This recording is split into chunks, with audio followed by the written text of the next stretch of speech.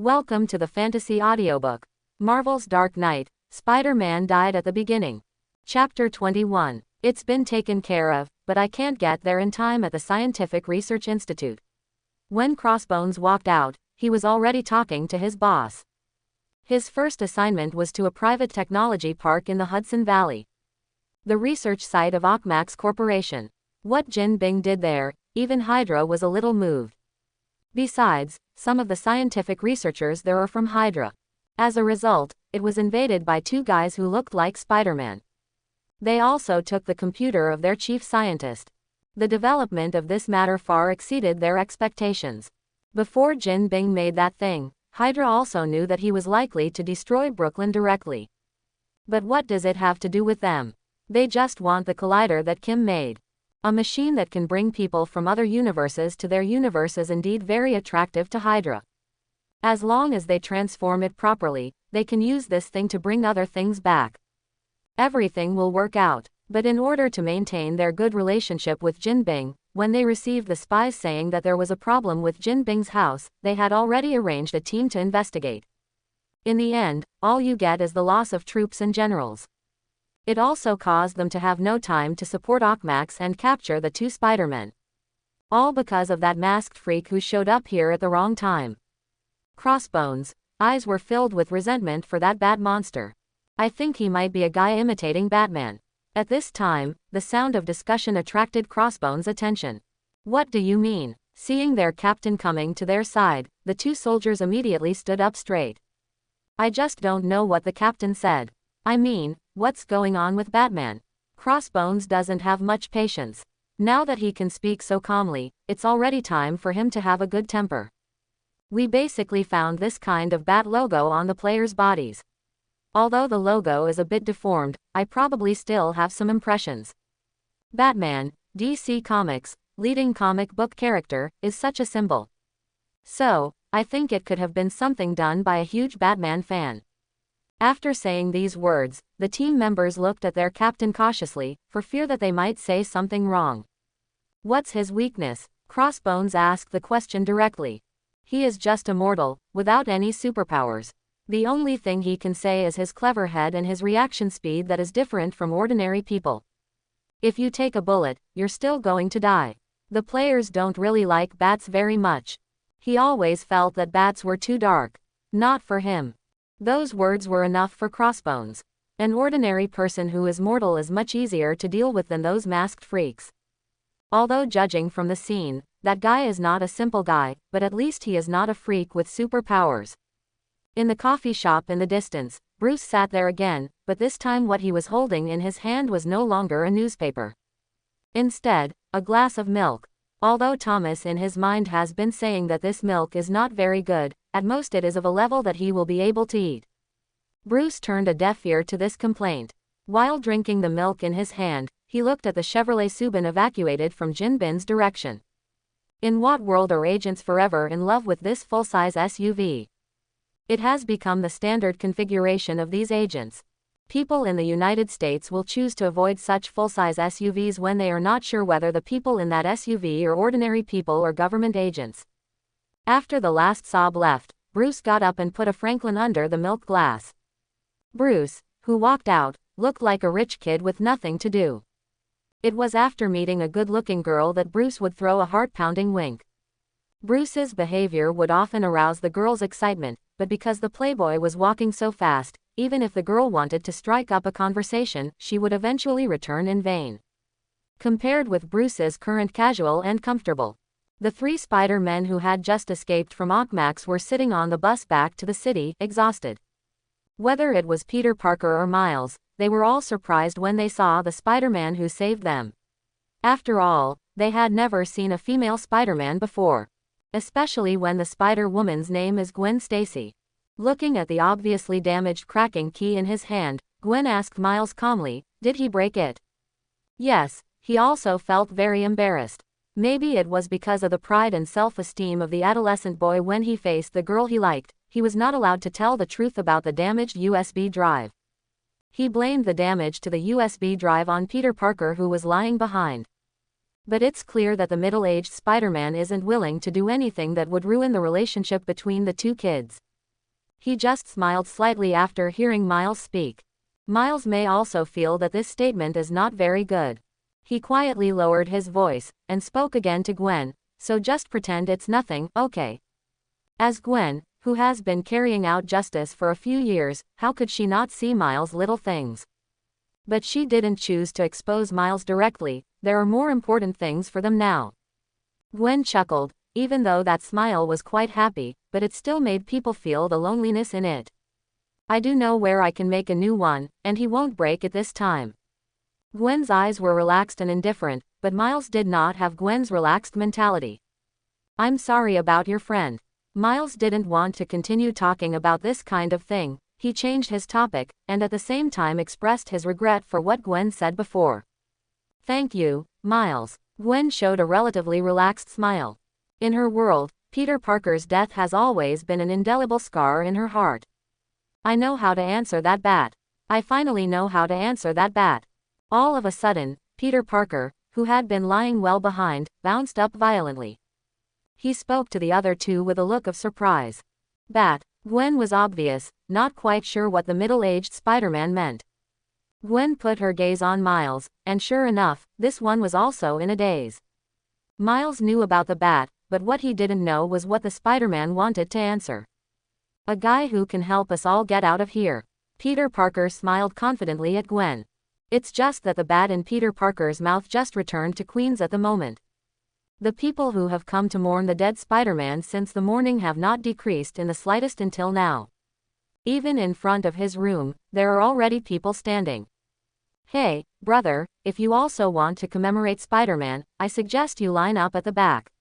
Seeing the man Bruce was going to jump in line, he pushed Bruce rather dissatisfied. However, instead of pushing Bruce, this push made Bruce directly grab him and pin him to the ground.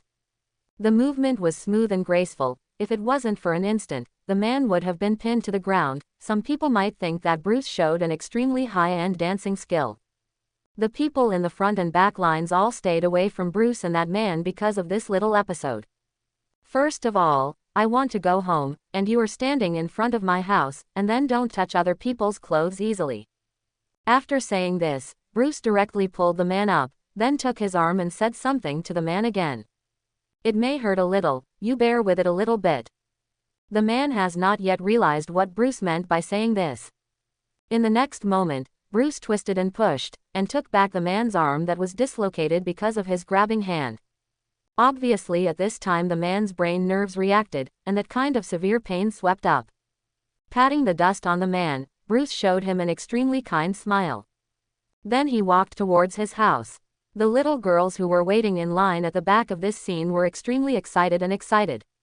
A man who was so polite and possessed a powerful force was simply the standard mate choice in their minds. As for the world where basically everyone can get a gun in a place like America, what is the use of having such fighting ability? They don't care. As long as it's handsome and strong enough, it's enough. Better still have money. Bruce fit the first two perfectly. As for the last thing, Bruce did not meet that requirement. Some people who know the goods can already see that the suit on Bruce is mass-produced by Gucci, but it is not something ordinary people can handle. The only thing that makes people a little suspicious is that the place where Bruce lives now is really not good. But none of this is a problem. The little commotion here naturally attracted the attention of May Parker, who received those Spider-Man fans. However, none of this caused any disturbance to the well-informed Aunt May, who still received every fan who came here quite calmly. It is not unheard of that in this part of the United States, guns can be fired at each other just because of some small friction. A small grappling hand is nothing. But this reminds May that the spontaneous behavior of these fans should really stop now. It's almost time to get off work. Neighbors in the surrounding area also have to go home and have a good rest. Their continued presence will only disturb the normal routine of those around them. I am very grateful for your concern, but it is very late now, everyone should go home early and rest. May Parker waved to the fans behind, indicating that he would no longer receive fans. As fans of Spider-Man, they naturally know to be considerate of this Spider-Man's aunt. Maybe this aunt has been receiving uninvited fans like them from morning till night. The fan who was about to give him a souvenir smiled at May Parker, and then shouted loudly behind him. Let's stop here today. We'll come back tomorrow. Just remember to arrive early. I'm already very tired. I hope everyone can understand. That guy's voice was just as loud and thick as his body. Although the fans in the back were slightly resentful after queuing for a long time, they still dispersed slowly, very obediently. Even if he arrived at Bruce just after taking a shower at home, he had to admire this scene. As expected of a fan of that little spider. So understanding, so friendly. It's just that it wasn't just May Parker who saw that scene, but also the shadow spider who had been worried about May Parker's accident. Such a simple and powerful counterattack action, and that extremely neat bone-setting action. All let Bruce cast a veil of mystery in the eyes of the shadow spider. What kind of purpose does a man who dares to go out to run in the middle of the night, fight back, and act extremely neatly live in such a backward community? Shadow Spider is not so clear. No matter from which aspect, he had to take care of the dead Spider-Man and eliminate the risk of that man. Not just for Aunt May. It is also for the future that New York will not have a crazier super criminal. I'll go out for a while, the Shadow Spider said to Penny, who was enjoying the cookies. Although Penny is very young, she can still feel that something is wrong with the current situation of the Shadow Spider. Are you okay? Putting down the cookie in her hand, Penny spoke to the Shadow Spider quite seriously. Just go out and check the situation. After leaving such a sentence, the Shadow Spider's figure had disappeared from Penny's sight. Penny was a little worried about whether the Shadow Spider would encounter something he couldn't solve when he went out this time. However, Shadow Spider is also Spider-Man after all, and Penny believes that he can solve most things. Bruce, who was exercising at home at the moment, was keenly aware that someone had landed in his backyard. After buying the house, Bruce has already prepared a complete monitoring network in the backyard with his own equipment. It seems to be in use now. Being able to avoid all the defenses outside so lightly, it is obvious that in this small community, only Spider-Man can do all this. After stopping his exercise, Bruce had pulled a white towel from the side and wiped his sweat. He opened the back door of his house directly. There stood a black and white Spider-Man. "You're not an insomniac," Shadow Spider said this the first time he saw Bruce. After all, that's what Bruce said when confronting him. "You're not a so-called Spider-Man fan either, are you?" Wiping his sweat, Bruce didn't care what Shadow Spider said. He turned around and walked into his own house. What was left for the Shadow Spider was a completely empty back. "Aren't you going to come in and sit down?" The Shadow Spider, who didn't know what medicine Bruce was selling, walked in out of his own sense of responsibility. At least he had to figure out whether this guy was dangerous to other people. Looking at the fitness equipment scattered all over the place, the current Shadow Spider can be sure that this person does not have any superpowers. Other things still need to be observed and observed. It's just that he doesn't know how long he can stay in this world. Shadow Spider just sat down. Bruce had already spoken. "How long can I stay in this world?" Bruce pushed a glass of water in front of the Shadow Spider. The hand of the Shadow Spider that originally wanted to catch the water hovered in midair. He opened his eyes wide and looked at the man in front of him in disbelief. In the end, he put down his hand, but did not take Bruce's water glass. Now he has no way to figure out what kind of guy this person is. Obviously doesn't have any superpowers, but it seems to know a lot of things happened. Bruce just crossed his arms and leaned against the wall, quietly looking at the black and white Spider-Man.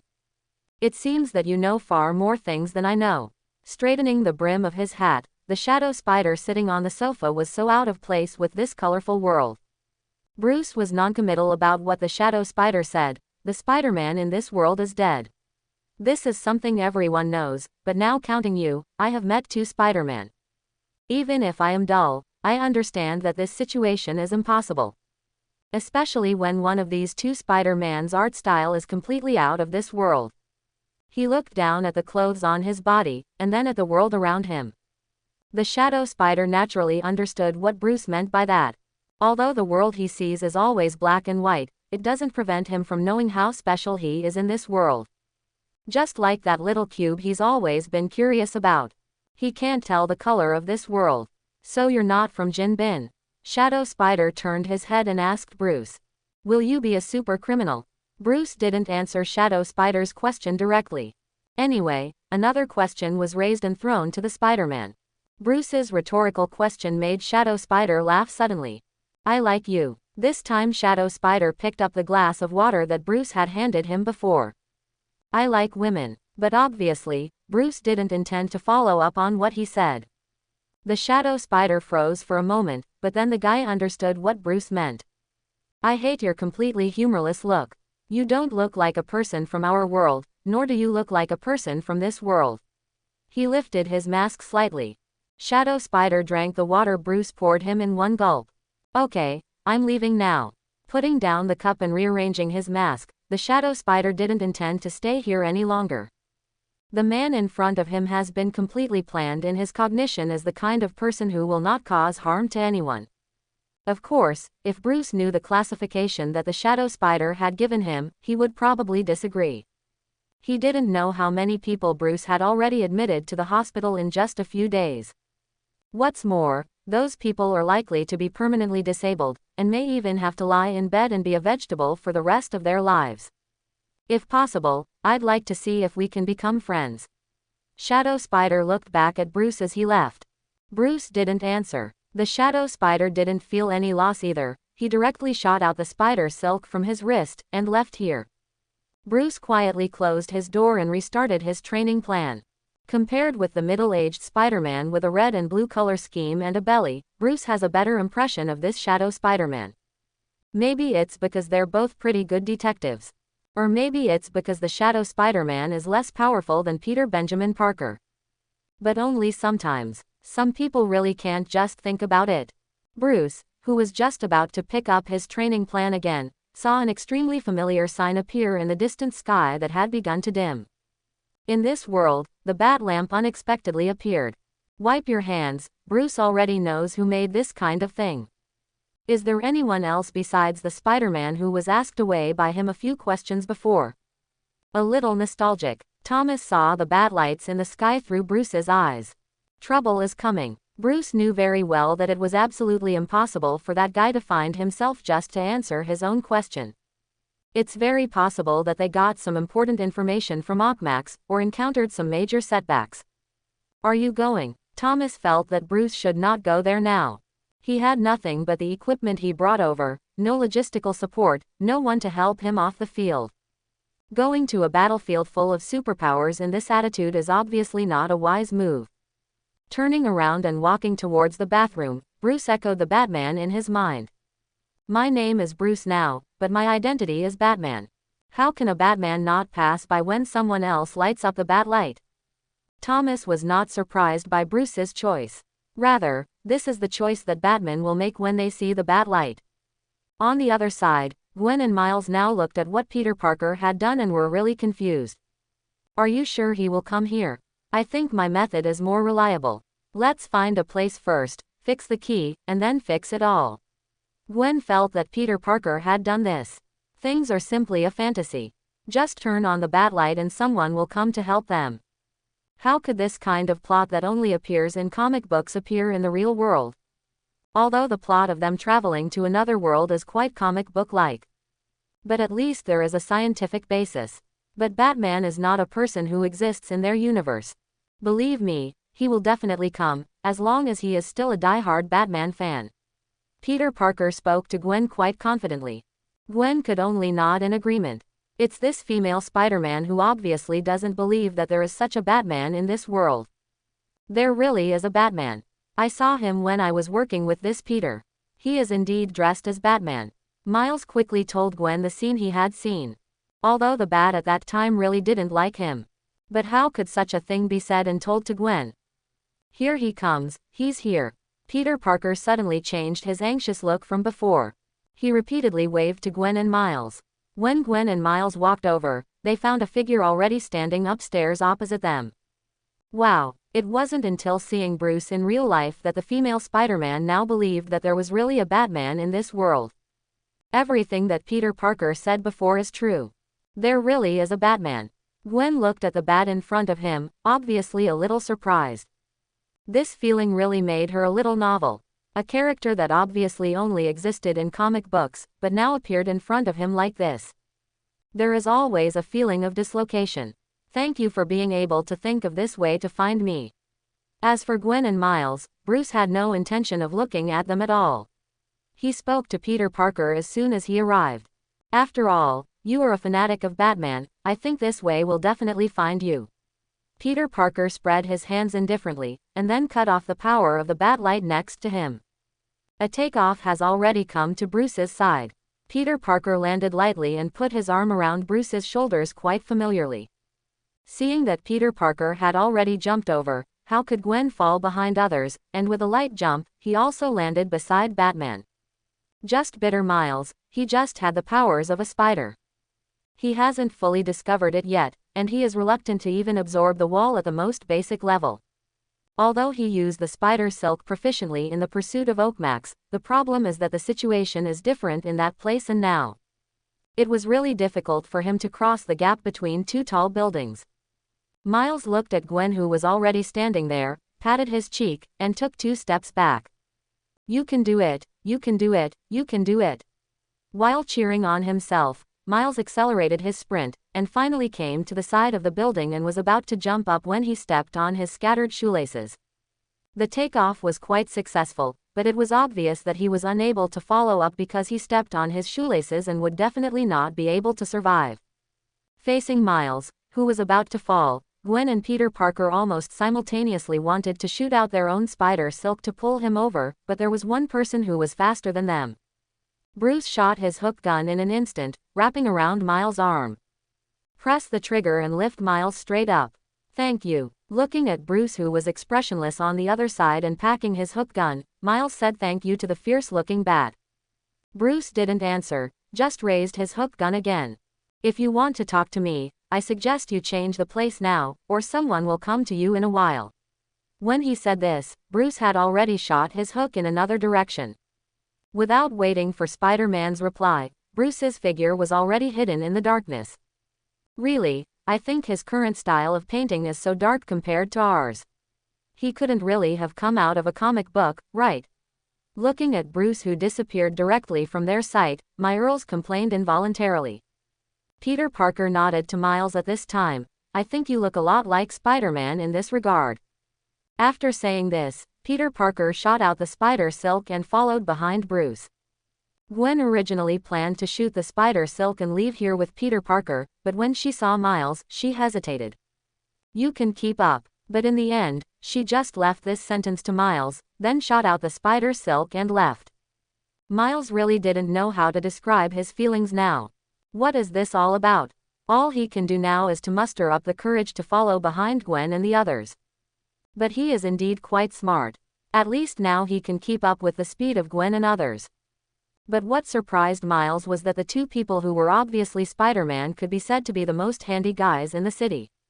He can only follow behind the bat. Bruce was right. After they left, a group of people rushed to the rooftop. This time, the armbands of this group of people are an eagle made of simple patterns. Apparently the current shield has noticed this unusual thing. For them, they must try to control all extraordinary events within a controllable range.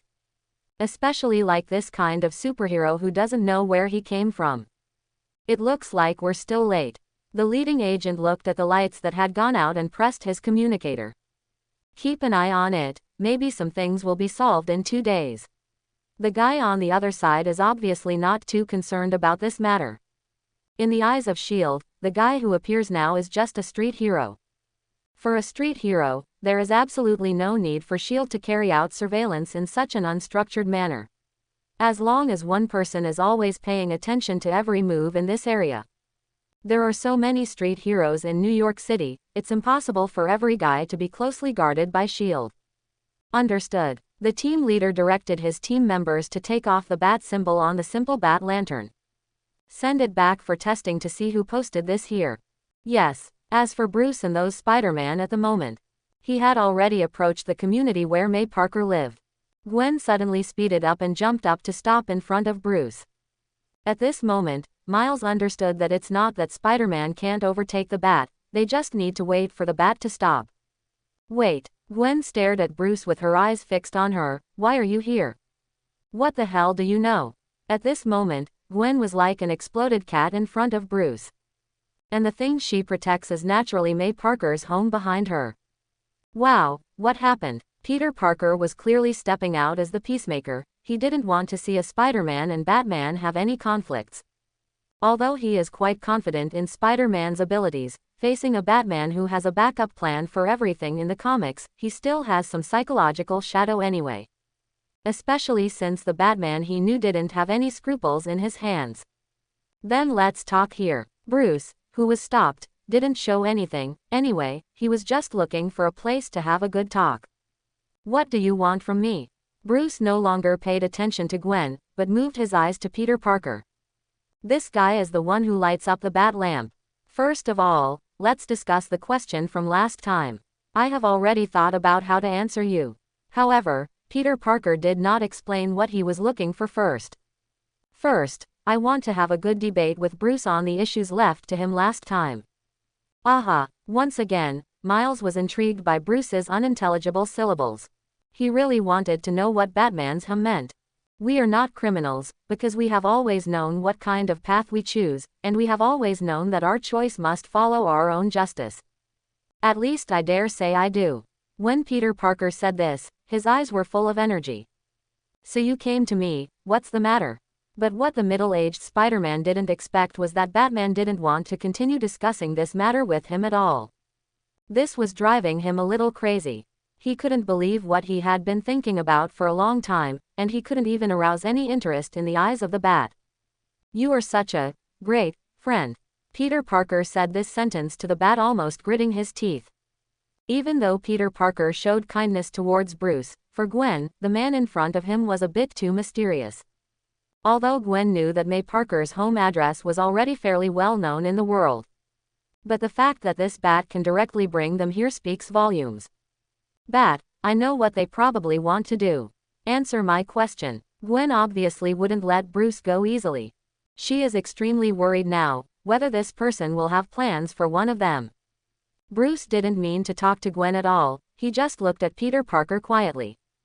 The gaze revealed in those eyes, even Peter Parker has experienced many things.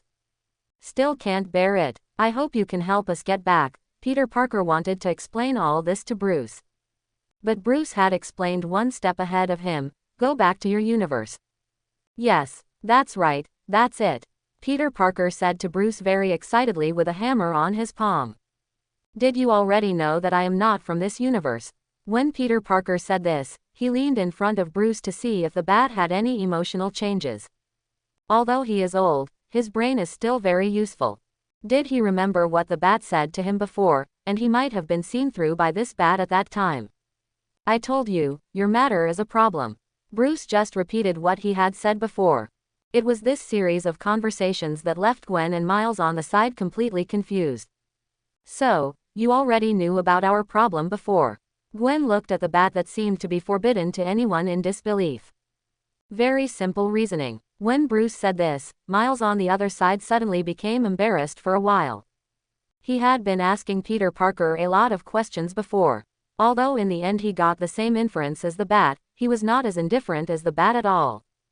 Besides, at that time, that look was more like what Spider-Man told himself. Wait, why are you willing to come to see us? You have already said before that what Peter is involved in is quite troublesome. Besides, judging from your appearance, you probably don't want to get involved in this matter. Gwen didn't know what the previous Bat and the other Spider-Man were talking about, but what she knew was that when a person said something was troublesome, they basically wouldn't get involved. Because that kind of person is afraid of trouble. That's right. Miles still remembered that Bat left quickly after seeing them again. If not because you don't want to be involved in this kind of thing, why come to see them? First, the Bat light is on. Bruce walked up to Gwen and held out a finger. The height of more than 1.9 meters, coupled with that muscular figure, completely covered up the little Gwen. Obviously, Gwen knew that the Bat would not be a person with superpowers, and it might not be as powerful as Dr. Octopus, but when facing this Bat, the sense of oppression and threat far exceeded her previous experience. The enemy you face. Raising her eyes to meet Bruce's blue eyes, Gwen saw nothing in them that was melancholy, let alone any heartbeat. Some are just palpitations. This Bat brought too much pressure. She just looked at each other, and she couldn't stand it anymore. You scared her. Miles rushed to Gwen. But when he really raised his head and met Bruce's eyes, even though he thought he was brave, he couldn't help but take a step back. In their eyes, Bruce is simply a ghost walking in the world. There was only endless fear emanating from his body, and the kind of darkness that was hard to forget after seeing it. Secondly, your enemy is also my enemy now. Bruce withdrew his gaze and turned to look at Peter Parker. And now Peter Parker was raising his hands a little at a loss. Obviously he wanted to prevent Bruce from continuing to scare the two children. It's just that he didn't expect Bruce to end one step ahead of him, his own oppression of those two children. So we are allies now. Peter Parker put down his hand, walked to Bruce's side, stretched out a hand, and took off his mask. Peter Benjamin Parker from Another World Spider-Man.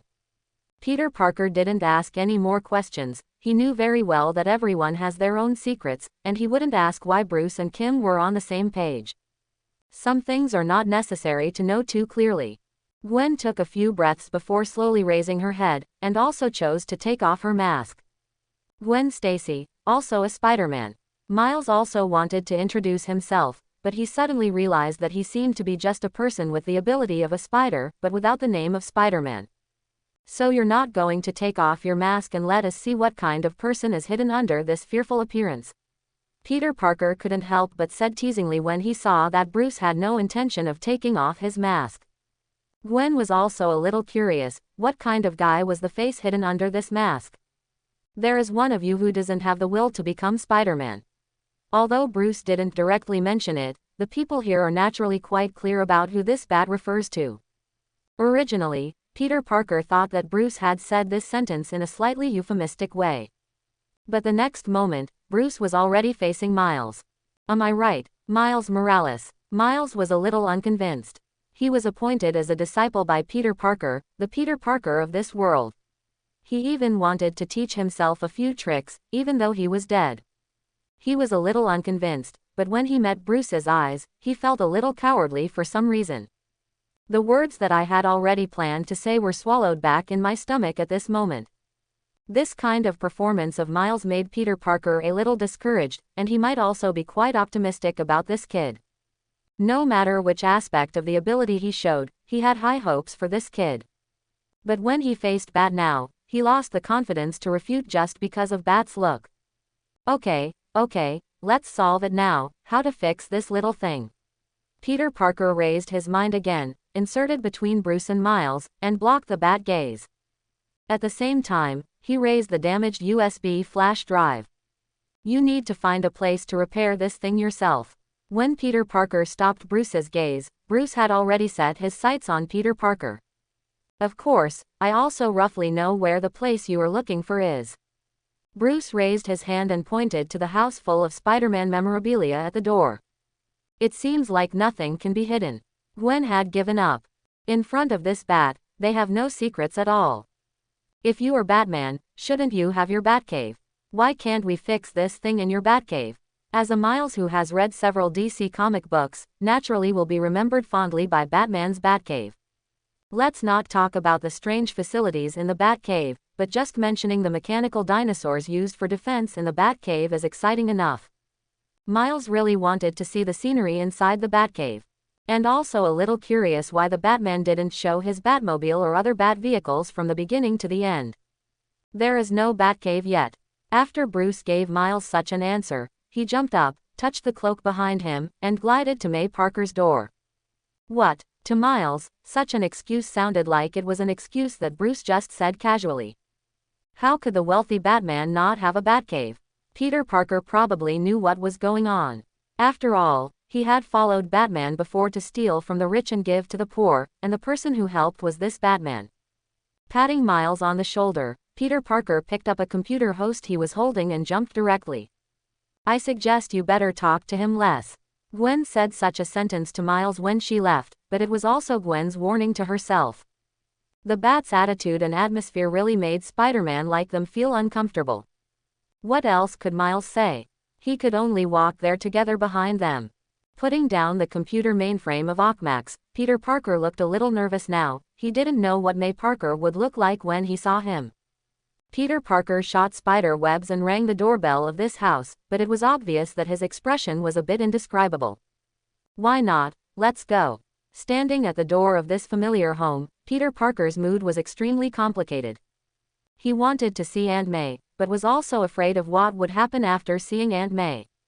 Peter, we're all at the door. Gwen signaled Peter not to leave, and this was indeed the only place where they could find a second key. What a terrible idea! What a terrible idea! Peter Parker turned around and wanted to leave, but as soon as he turned around, he met Batman's disapproving gaze. Thank you for your concern, but we won't be hosting fans today, thank you. Aunt May's rather kind voice sounded from behind the door. And Peter Parker, who heard this familiar voice, might as well stand still on his own. However, May Parker, who opened the door, was obviously on guard against the person knocking on the door at this time, and he also had a baseball bat in his hand. But the moment she saw Peter Parker, her expression became extremely shocked, and the baseball bat fell to the ground involuntarily. I'm not mentally prepared yet. Although Peter Parker's expression had recovered a bit now, it was obvious that he would not be able to welcome another Aunt May so soon. Peter, Aunt May was obviously shocked by this other Peter Parker who suddenly appeared in front of her, but the look in those eyes quickly turned into love for Peter Parker. Hey, Aunt May. Peter Parker's voice was a bit vicissitudes. She walked up to Peter Parker in disbelief and gently placed her hand on the spider logo on Peter Parker's chest. Feeling the familiar spider logo, May Parker put his hand on Peter Parker's vicissitudes of face in disbelief. I know it sounds crazy, but I'm actually from. Peter Parker tried to explain to Aunt May that he was not from this world. But this time, he was preempted by someone to say something, and what he said, the kind old woman in front of people looked squarely at him. Another time and space. Yes, you look tired, Peter. Aunt May stroked the face of the bearded Peter Parker in front of her. Well, I'm really tired. A little old, and plump. Only then did Aunt May have time to look at the figure of Peter Parker in front of her. When Peter Parker heard this, he looked helplessly at the bat standing quietly by the side without saying a word. Yes, someone has already said that. When Aunt May saw the pair of pants that Peter Parker was wearing now, she said in surprise, "Oh my God, are these slacks?" Gwen nodded helplessly, and answered Aunt May's question, "That's right, it's slacks." Miles walked slowly towards Aunt May. "I was there when Peter left, and I'm really sorry." Miles expressed his apology to Aunt May. "Which time and space did you come from?" Aunt May asked Miles curiously. "Brooklyn." It was at this time that Aunt May saw Bruce, who was obviously higher than the others on the other side. "I didn't know that my nephew turned into Batman in a certain time and space." Batman obviously still maintains his absolute popularity in this world. "I belong to this world." Facing such a kind old woman, Bruce even softened his deep and terrifying voice a bit. "Okay." Miles took out the secret key that he had ruined, handed it to May Parker and said, "Is there any place for Peter that we can redo this?" "It's a gadget." After taking the USB flash drive that Miles handed over, May Parker called this thing the same as Peter Parker. Raising her head, the old woman showed extremely determined eyes.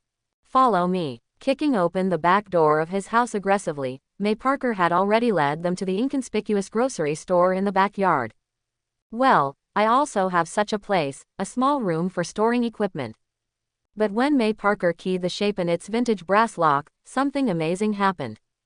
The spider logo belonging to Spider-Man shines on the copper lock. The wooden door that looks no different from other storage rooms has a big spider logo painted on it by a dazzling light bar.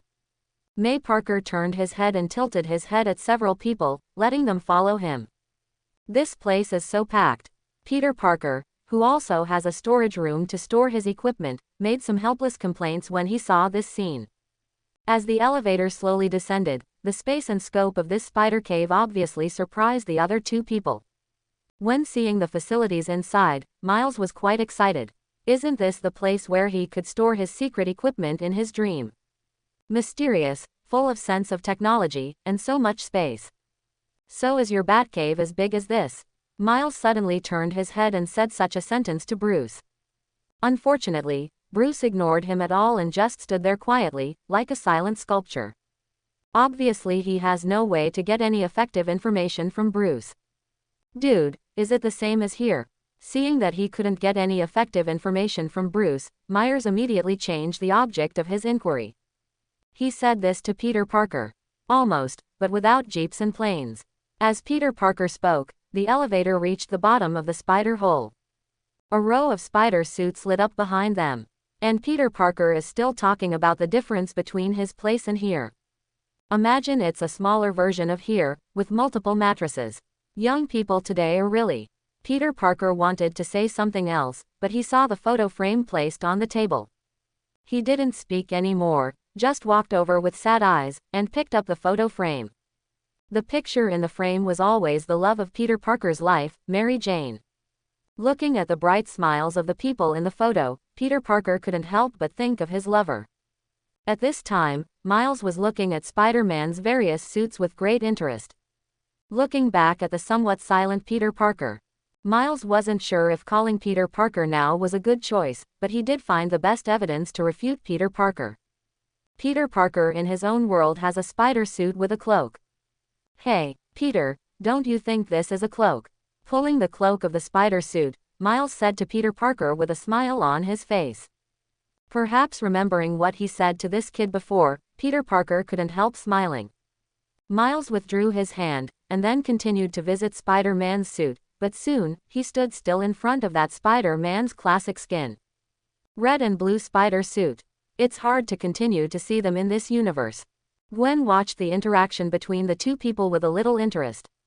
After all, Gwen had no idea what kind of experiences they had had before. But soon Gwen was attracted to a wall of relationship diagrams on the other side, which caught her eye. Peter knows how dangerous his mission is. Aunt May also noticed that Gwen looked at the relationship diagram on the wall and spoke slowly. But he also knows that the only person in this world who can stop that guy is Spider-Man. Aunt May couldn't help but feel a little lonely when she said this. There are indeed many heroes in this world, but those heroes are often dealing with more difficult things for them. As for guys like Kingpin, it's hard for them to have the time and effort to fight against him. Not to mention that from the beginning to the end, what Wilson Fisk showed in front of the public was the side of the great philanthropist. Even Spider-Man's funeral was planned by the great philanthropist. Apart from Aunt May, perhaps few people in this world have truly recognized the true face of Wilson Fisk. Of course there are a few more now. Everyone in this spider hole also understands what kind of guy Wilson Fisk is. Jin Bing knew that we were going to find him, but unfortunately we are outnumbered. Miles put his hands in his pockets, speaking a little lonely. For him, it was the first time he fought crime in an identity similar to Spider-Man, but the final result was so embarrassing. This made him true, and he couldn't accept it. Outnumbered, that's not necessarily the case. Aunt May smiled slightly after listening to Miles's words, and then handed them 3 pens and 3 name tags. You guys might use this. Of course the other one doesn't need it. Aunt May didn't prepare this kind of thing for Bruce at all. As the only guy who was completely different from everyone else, Aunt May believed that others should be able to tell the difference. Just when Gwen and the others wanted to ask why this was happening, their spider sense was triggered. Did you think you were the only ones thinking of coming here? When Aunt May was talking, Gwen and the others raised their heads in unison and looked towards the ceiling. On the ceiling that was like a cobweb, a pair of red eyes slowly opened, followed by 3 other pairs. Hey, guys, Shadow Spider raised his hat very politely. Then there's Penny Parker, who drives a spider robot, and Peter Pork, who was bitten by a pig. The appearance of this scene surprised them all. I have to say that the current situation is indeed weird, and it makes people's scalp tingle. Except for Bruce, who has been reducing his sense of existence since entering the spider cave. The spider mons were each sizing up each other, getting a good feel for each other's condition. And he is also introducing himself. Bruce did not interfere in the conversation between the spiders. He just found the coffee in the spider cave and made a cup for himself, and also made a cup for Aunt May. You're different from them, aren't you? Aunt May seemed to know everything. After taking Bruce's coffee, she looked at the bat with a deep expression on her face. Bruce didn't speak, but just tilted the corner of his mouth slightly, showing a half-smile expression. Seeing Bruce's expression, Aunt May probably understood that what she thought was indeed correct. After all, these guys are all Spider-Man. Only Bruce is another hero who has nothing to do with Spider-Man's 8-pull. Neither of them paid attention to the noisy exchange the Spider-Men were having over there. just holding a cup of coffee and watching all this happen quietly. Just when Spider-Man was discussing who should turn off the collider, a sudden change interrupted the rhythm of Bruce and Aunt May drinking coffee. Among the few Spider-Man who came here from other universes, one of them had strange folds on their bodies, and they could even see many different appearances. The longer they stay in this universe, the more their cells decay, and the deeper they are rejected by this universe. In the end, it will only lead them to death. Go, child. Aunt May took the coffee cup from Bruce's hand and spoke to Bruce quite calmly. I'm sure you'll help them. Bruce was a little flattered by Aunt May's trust. To be honest, Bruce had never given his full trust to anyone. You can't stay here. Stay here and you're going to die. It's up to me to turn that machine off. I'll wait until you all go back. I promised him. So I have to. What he said was very passionate. Everything he said made quite sense. But at this time, Shadow Spider stood up and said, "Who are you? I think if I leave it to you, it would be better to leave it to the bat over there." The Shadow Spider speaks extremely fast. Shadow Spider had already met Bruce when they entered. He knew who it was, and he also believed that if Bruce was involved, he would be able to help them return to their own world. This time even Peter Parker didn't speak. They also know very well that when faced with a choice between Miles and Bruce, basically the vast majority of people will choose Bruce instead of the little guy who has just acquired the spider ability. Even if Bruce is just an ordinary person without superpowers. Like Bruce said, Miles wasn't quite ready to be Spider-Man. But at this time, Peter Parker really wanted to explain the current situation of Miles to others. This guy's name is Miles. He helped me get the main unit from Ockmax. And this kid also knows the art of invisibility. Watch out. He can become invisible now. When Peter Parker said this, he excitedly motioned for everyone to take a look at Miles' ability. Only Miles let his introduction fail. Now Miles has no way to freely control his invisibility. He struggled to appear invisible. Looking at his original hands, Miles put his hands in his pockets. I can't just say invisible. It's just that at this time, when the Shadow Spiders looked at Miles, their eyes had changed. Although they believed that Peter Parker would not lie to them. But that kid was clearly not ready. Gwen pulled Peter Parker and brought the other Spider-Man together. You can't kid yourself. He's not ready. It's obviously not going to work. He's just a kid. I'd rather have that bat help us than have a kid like that help us with our mission. Although she didn't have a good impression of Bruce, Gwen still spoke. While the guy looks rather gloomy and terrifying, it has to be said that he does look like he has a few brushes. You should know that when you talk, he can hear it there. Bruce walked forward slowly, grabbed Miles who was about to slip away invisibly. Not only did Miles' eyes widen in this scene, but even the Spider-Man's faces looked incredulous. Because they clearly saw just now that Bruce seemed to be grabbing the air, pulling Miles out of his invisible state. I don't believe you don't have superpowers now.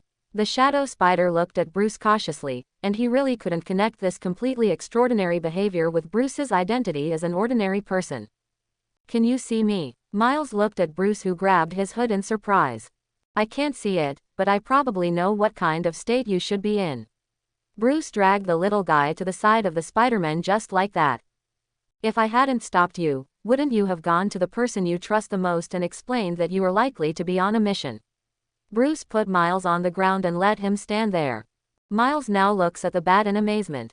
He really doesn't think this guy is Batman in the comics now. This kind of thing is completely mind-reading. How could Batman have superpowers? It's not mind-reading, it's just a little bit of simple reasoning. Bruce looked at Miles' surprised expression and said indifferently, I think you are reading minds. Bruce ignored Miles' words. Have you ever thought about a question? Wilson Fisk's eyeliner can be said to be all over New York City. It is very likely that your words and deeds will be exposed under the eyes of Wilson Fisk. When Bruce said these words, other Spider-Man also probably knew what kind of thing would happen. But Peter Parker didn't think it would be such a coincidence. How could this kid easily attract Jin Bin's people here? My suggestion is that everyone try not to leave here before the plan is implemented. Bruce's voice was calm like a robot giving ruthless instructions. At this time, everyone basically agreed with Bruce's point of view. Although Miles wanted to leave here and explain the current situation to his uncle, but after hearing Bruce's explanations, he still chose to give up this idea. Now let's make 2 keys. Bruce looked at Penny Parker, who was lying on the spider robot. Wait, we don't have that much time. We can only repair the original key and make a perfect one. Gwen is very clear that it is simply impossible to directly make 2 keys at this time. It is impossible. One is fake, one is real. Bruce said lightly. Can it be done, Penny? No problem. Penny gestured to Bruce quite confidently. Then start working, and let other people do what they should do. After leaving this sentence, Bruce turned and walked towards the computer with a large display. Myers, let's exercise. Peter Parker pulled Miles up from the ground, and now he wants to exercise this kid well. Obviously possessing abilities that none of them possessed, he couldn't let this guy sink down like this. Gwen looked at Peter Parker, who was taking Miles to the side for training, and then looked at Bruce, who was sitting in front of the computer screen with his hands flying. Gwen chose to lean on the edge of the table to Bruce's left, quietly watching the work of the others around her. Of course, some people can't be regarded as work, but can only be regarded as pre-war preparations. For example, Shadow Spider and Spider-Ham are restoring the Rubik's Cube.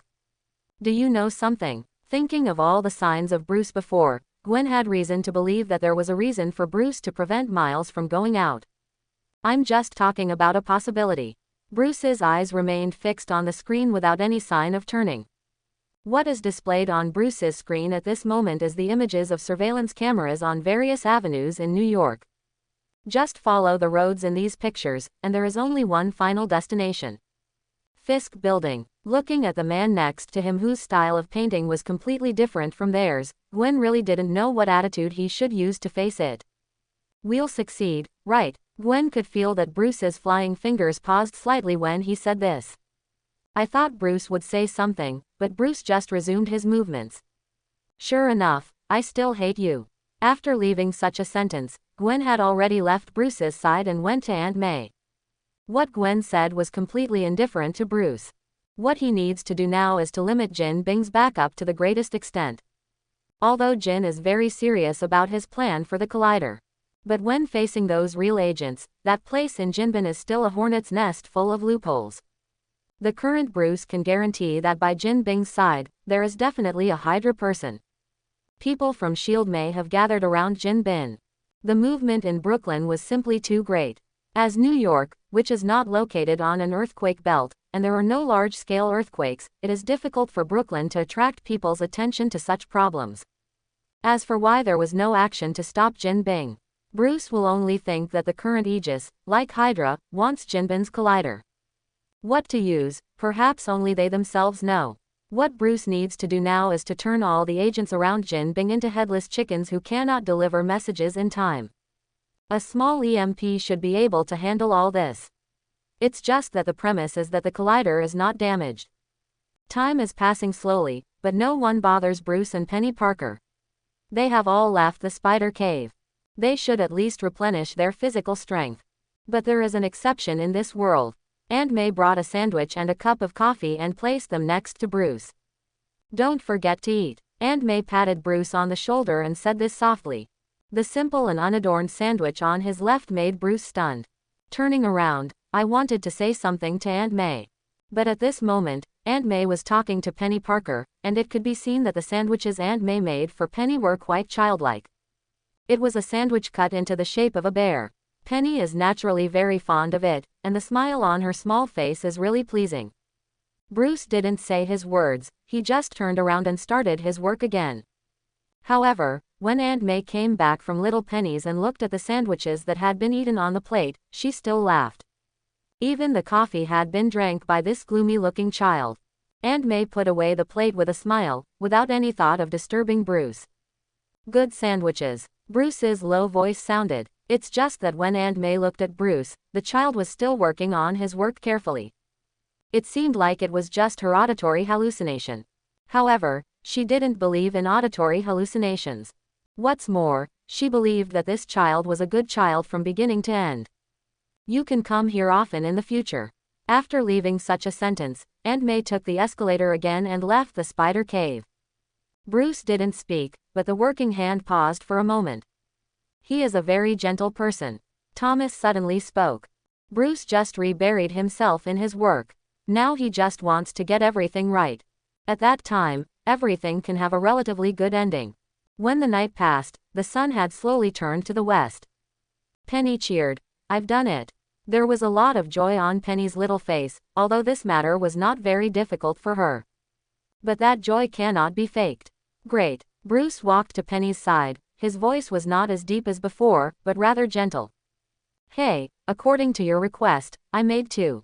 Penny handed the 2 secret keys into Bruce's hands. The spider logo on the fake secret key is 4 horizontal webs, but there are really 3 horizontal webs.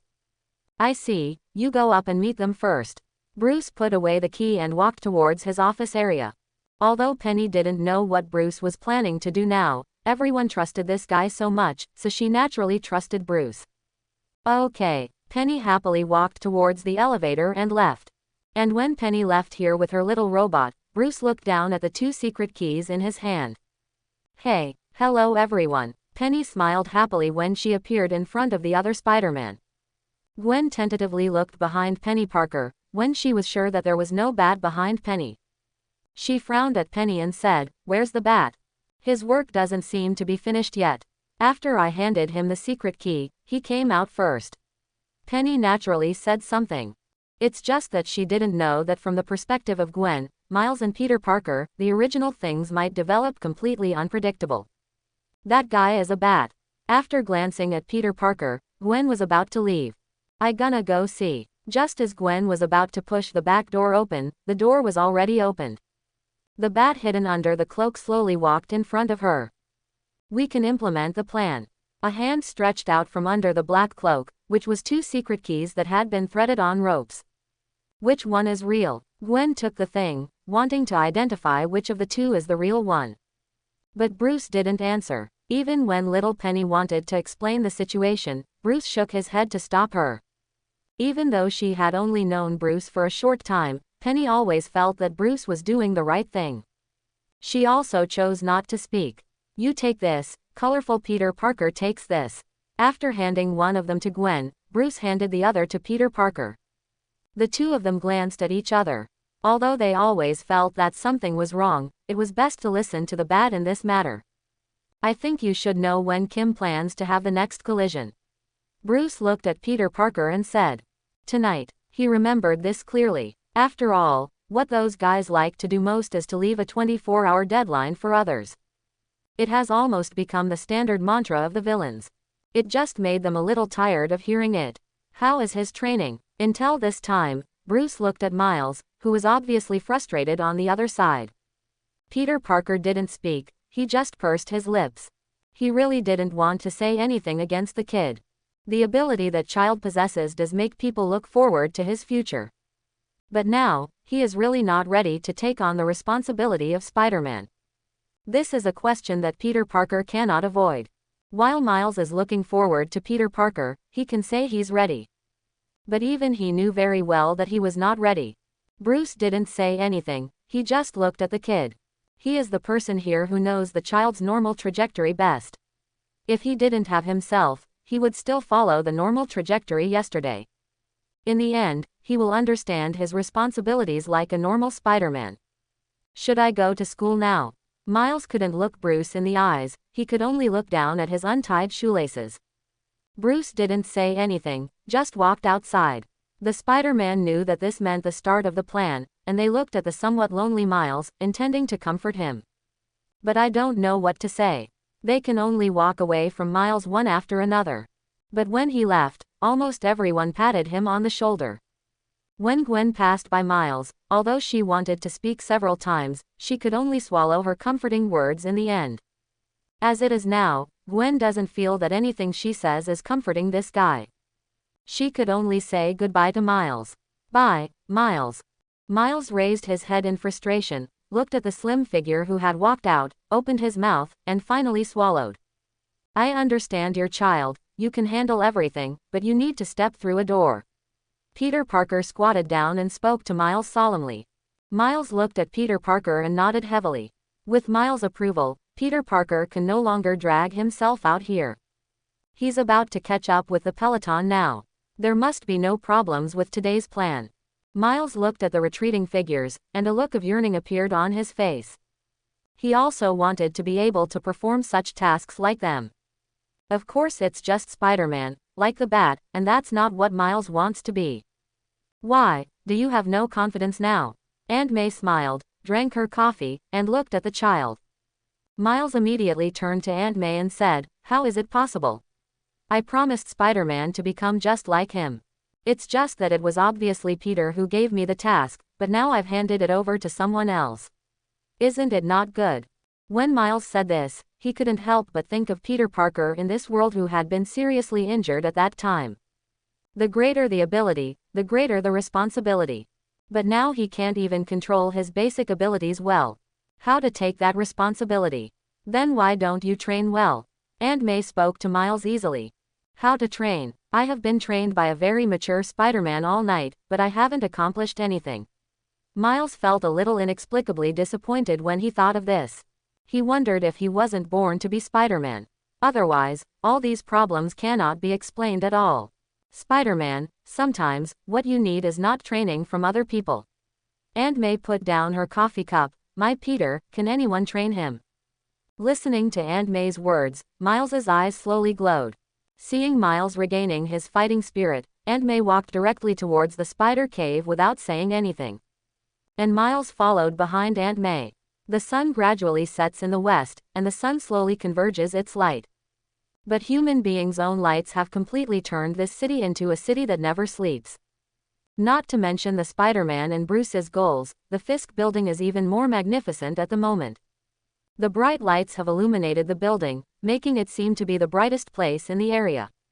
No one would think that the guy who built this building would be the underground king of New York City. They would only think that Wilson Fisk is one of the few good people in the world. Crouching on the boom of the tower crane, the Spider-Men are now carefully observing the surrounding things. The Kingpin has a private elevator that goes directly from the top floor to the collider. Penny Parker, who was sitting in the spider mech, was manipulating the mech to plan their route to the collider. It sounds simple, as long as they can enter the building normally. What happened after that was much simpler.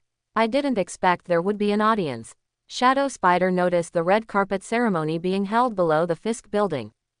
Those twinkling lights, and those eye-catching stars, are walking towards the Fisk building.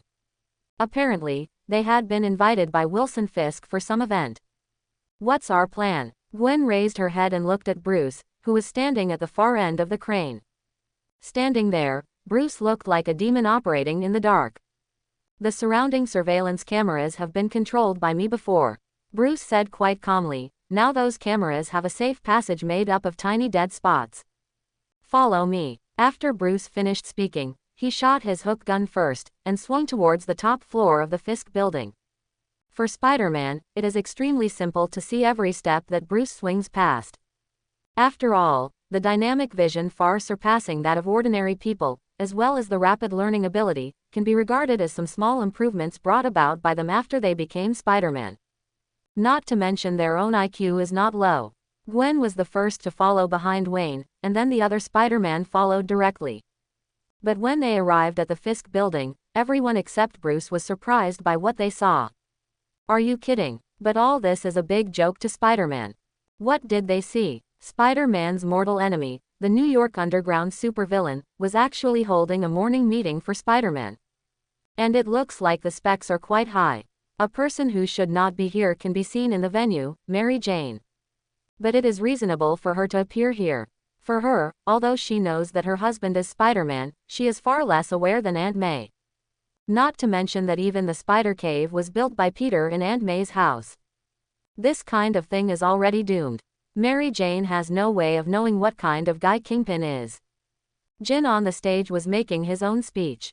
Thank you all. I am honored to be able to commemorate Spider-Man with you tonight. When he said this, Kingpin's tone was so sad that he couldn't help himself. We used to be really good friends and he was like. But obviously Spider-Man couldn't listen anymore. What a pig head. Gwen narrowed her eyes and was quite dismissive of Jin Bin's speech. I can hear you talking. It's just that Spider-Ham is a little unhappy. Quote. Wait a minute, look at how those waiters are dressed. They are really tasteless, but it can't be that simple. Shadow Spider looked at Bruce. They could see that the waiters serving around them were all dressed in Spider-Man costumes, which was obviously a special arrangement for this Spider-Man commemoration event.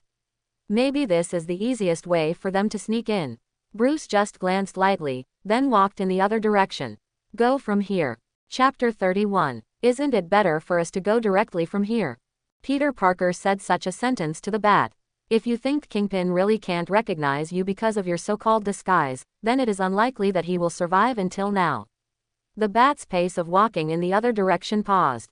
Also, since he had already held a memorial service for Spider-Man before this, why did he have another one? Turning his head to look at Peter Parker, who was now a little confused, Bat felt helpless. Because he knew we would come here. Gwen figured it out instantly at this moment. Aha! The Bat restarted its movements and walked towards the location it had first found. Doesn't that mean that this is a trap prepared for us? The Shadow Spider also understood. Kingpin had prepared everything and was just waiting for them to fall into the trap. And they had to come. Then where are we now? Spider-Horse rubbed his chin, thinking seriously. There is no way, this is a naked conspiracy, and we have to go in.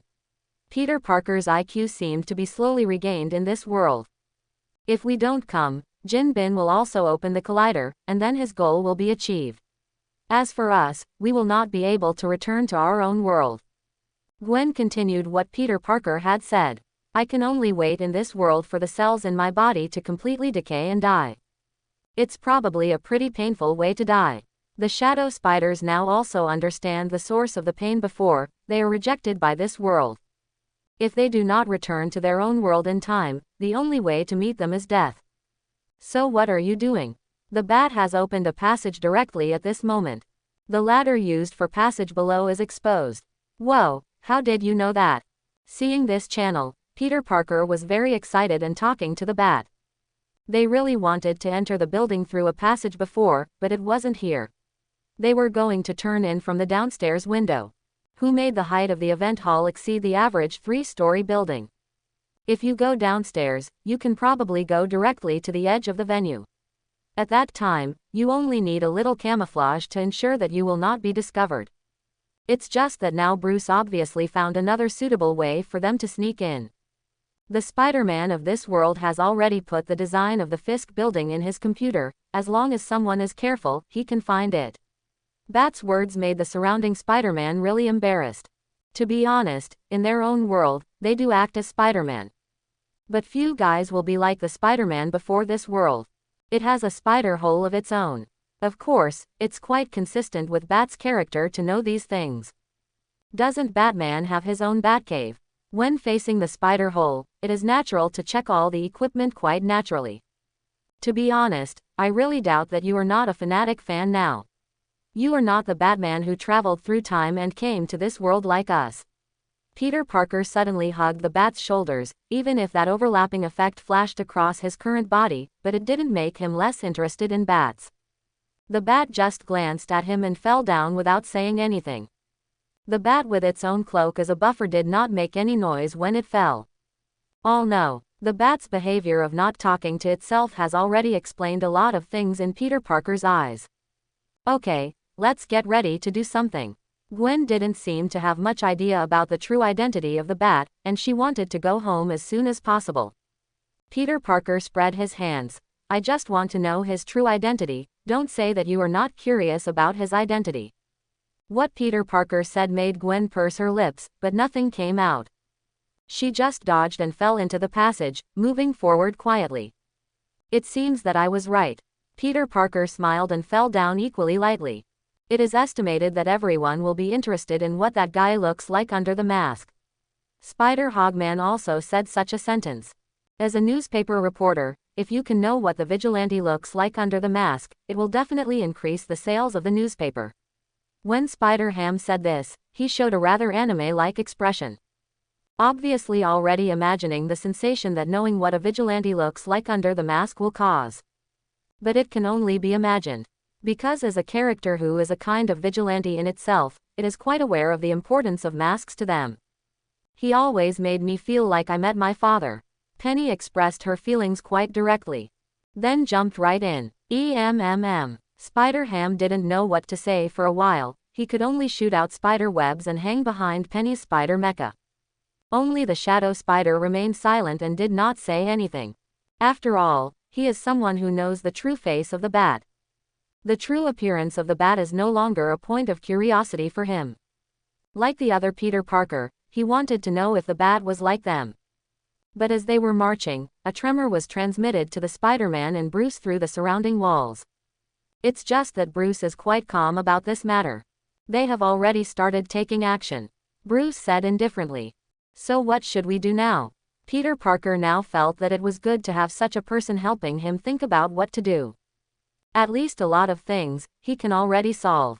Wait until our super philanthropist finishes his speech, and Bruce turned to look at the Spider-Man hanging on the ceiling as he spoke. We need to separate for a while and carry out our own actions. You can just carry out your own actions. After saying this, Bruce didn't say anything more. Just staring at the projection on his arm, what was shown was Jinping, who was finishing his speech in the hall. And the tombstone that has long since disappeared. The tombstone has already gone to the bottom layer, preparing to deal a heavy blow to those uninvited guests who are about to come. And Jinping is now moving out of the hall. Everything is now under Bruce's control, and there is no major deviation in the trajectory of everyone. As Jinping entered his private elevator, the two bodyguards who had been guarding the entrance of the elevator, before they could react, a figure had already appeared beside them. Boom! What happens when two good heads collide with each other? Naturally, it makes people feel quite crisp collision sound. Who wouldn't love the sound of a roll-up? Released the heads of the two unconscious bodyguards, Bruce looked indifferent. When the two heads collided, the Spider-Man on the ceiling couldn't help shrinking their necks. It must be painful. Spider-Ham has changed the most. He feels that if he is hit so hard, he must take a good rest for a while. Step into the private elevator guarded by those two guys. The Shadow Spider's thoughts were quite straightforward, and he immediately planned to kick open the closed elevator door. According to Spider-Man's ability, it can certainly be done. But the bat stopped him. Throwing a small object casually, the originally closed elevator door was directly opened by the bat. A useful little gadget, Peter Parker said. Taking out his hook gun, Bruce shot his hook directly to the top of the elevator shaft, and then fell straight down. Now I think I hate him too, Peter Parker said to Gwen. But now Gwen didn't reply. She always felt that there was something else this bat didn't tell them. The Spider-Men flipped over and landed at the bottom of the elevator shaft. It's just that the bat has long since disappeared. Now I feel more and more that this guy is the real Batman. This behavior of turning his face away is exactly the same as the Batman comics that Peter Parker has read. Even Superman has no way of knowing where Batman has gone after turning around. Well, according to what the bat said, the Kingpin has definitely prepared an army for us and is waiting for us. Gwen took a deep breath, hoping that the next thing would develop in the direction they thought. Now it's time to tell us which one is true. Gwen turned to look at Penny Parker. The one with 3 horizontal lines is true, and the one with 4 lines is fake. Penny felt that at this moment, whether or not to talk about such things is naturally not particularly important. They may be leaving this universe soon. Gwen and Peter Parker took out their keys at the same time. Bat. Looking at the key in her hand, and then at the key in Peter Parker's hand, Gwen really hated that bat more and more now. The keys in the hands of both of them are the same, all of which are 3 horizontal nets. Just when Penny was shocked, suddenly her spider mech received an email from a bat. I know that you should have told them the authenticity of the key and how to distinguish it. I can only tell you that any key in your hands may be genuine. But don't worry, you guys will go back, and I will also destroy the collider. When Penny Parker read the bat's mail message, now Gwen really wanted to tear off the bat's mask and teach the bat a lesson. So what should we do now? Shadow Spider didn't do anything during this period of time. He was looking at the positions of people who might hide Jin Bin around the collider. It really made him discover several figures in white coats. What you hold in your hand should be a portable rifle. Get rid of those who interfere with us. Gwen was very angry now. Not only because the bat gave them 2 keys that they didn't know the true and false, but also because of the bat's distrust of them. When the Spider-Man acted, Bat had already touched where he should be. He stood quietly in the corner of the large laboratory like a shadow. It can make Bruce invade here so easily. I have to say that these guys don't like to turn on the lights, which really gave Bruce a good chance. I don't know the reason, it seems that these villains' experimental places don't like to turn on the lights very much. Even if the lights are turned on, they are not bright. Start the program. Jin walked directly into the laboratory, and now he just needs to wait for his equipment to bring his family back. Upload the genetic sequences of Vanessa Fisk and Richard Fisk. Start searching for space matches. The methodical communication in the laboratory really highlighted the professionalism of these guys, but it also made the current bats discover a few rather suspicious guys. From the very beginning, although they were doing their own work, they were also doing their own little tricks on the other side. In the dark laboratory, it is indeed difficult to detect their behavior. Secondary ignition countdown starts. 5, 4, 3, 2, 1. Violent energy is ejected from the nozzles of the two colliders, and a violent collision occurs in the middle. The collider had started, and the opportunity Bruce had been waiting for had presented itself. A small EMP has already appeared in Bruce's hands. According to Bruce's calculations, this thing will not affect the ongoing collider at all. When the special container that was about to be pushed into the energy collision flow just appeared, Bruce had already thrown the EMP in his hand to the center of the laboratory. Dang bang, dang bang. The sound of metal collisions is a bit abrupt in this laboratory that has already processed the noise. Kingpin was not attracted by the sound. All his attention was on the collider. He probably wouldn't have a problem with whatever happened here. When Tombstone heard the sound, he had already pulled out his gun and scanned the surrounding environment, but he only saw the door of the laboratory closing slowly.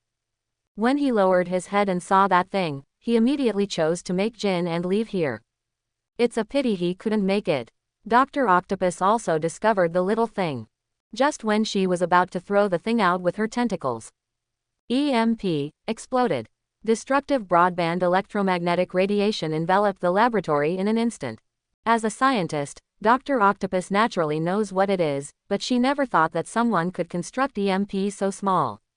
What happened? Kingpin looked back at the computer screen that was plunged into darkness, and then at Dr. Octopus, who could no longer control his own tentacles.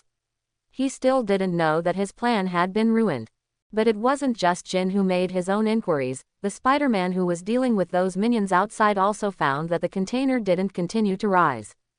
What happened? Spider-Pigman was a little curious why the thing didn't move.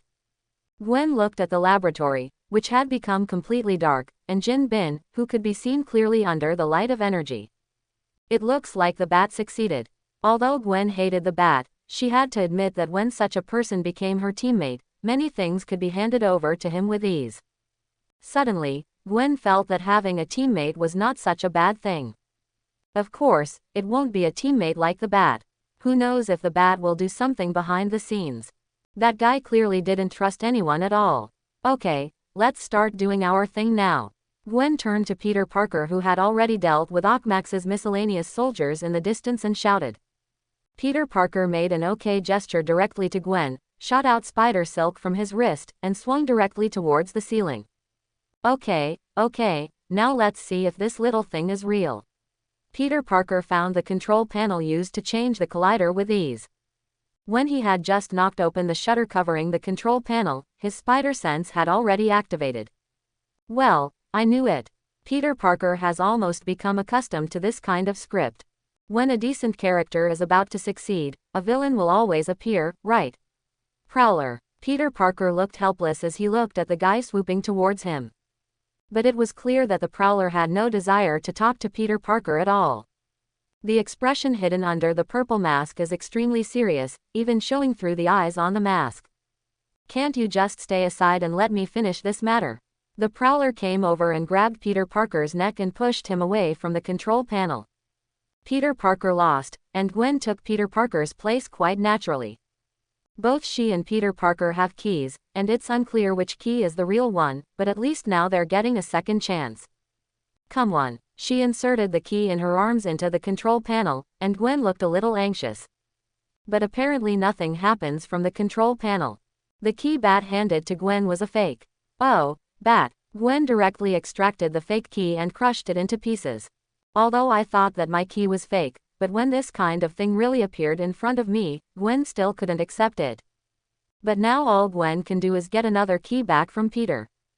Or let Peter come over and try to see if his key is real or not. Leave that Peter to me, come and try it.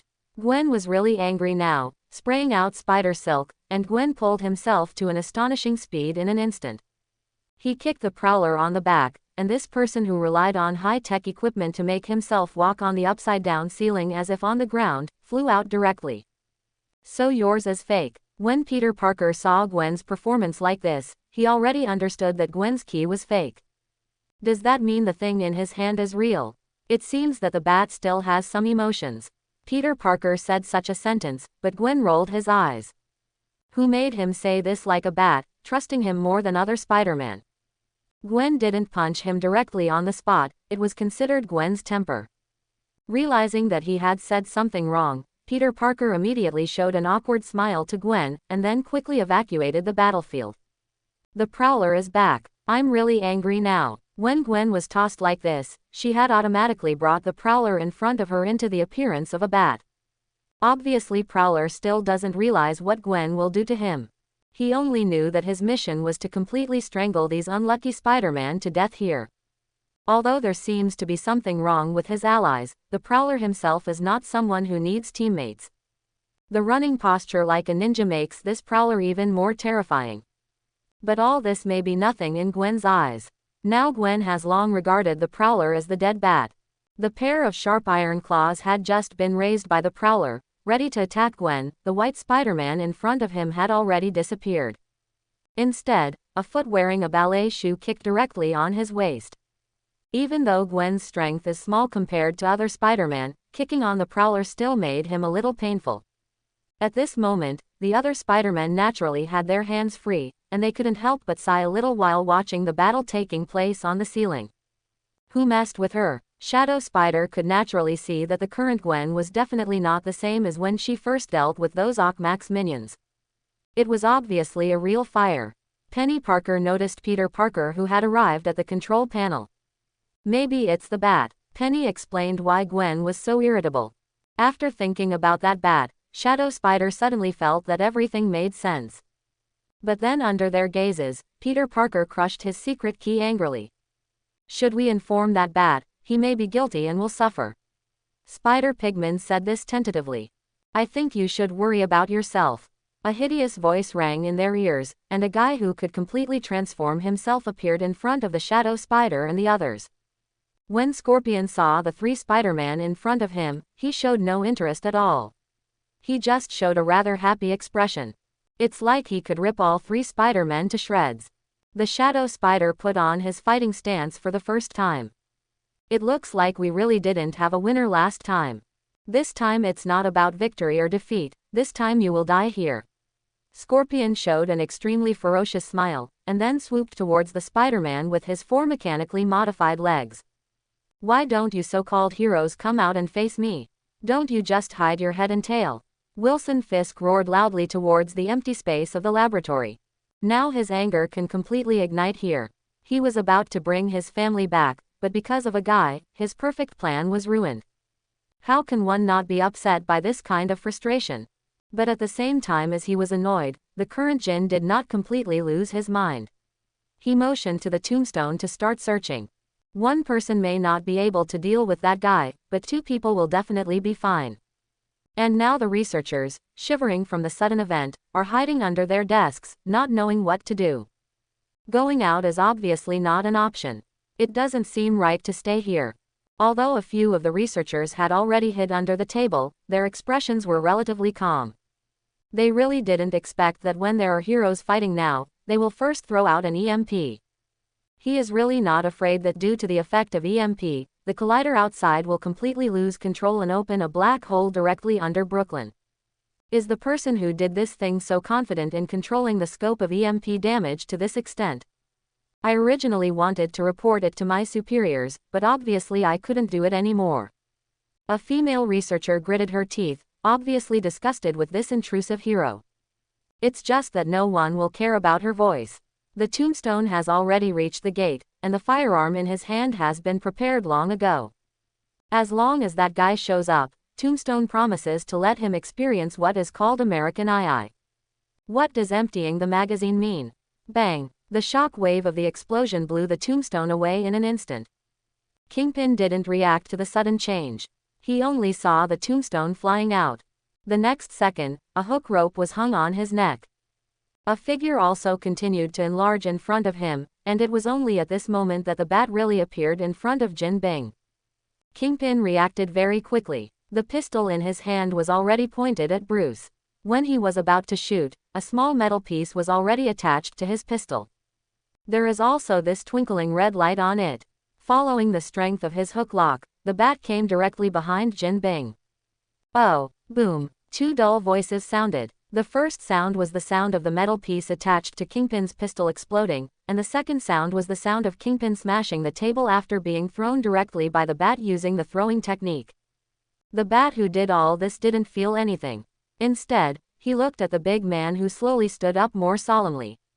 Kingpin's resistance to the beating was expected by the bat, and the bat even did it in the same way as it dealt with Bane from the beginning. It's just that there are no micro-explosives. But now it seems that the big guy has caught up with Bane without the venom injected into him. This ability to withstand blows is even more surprising.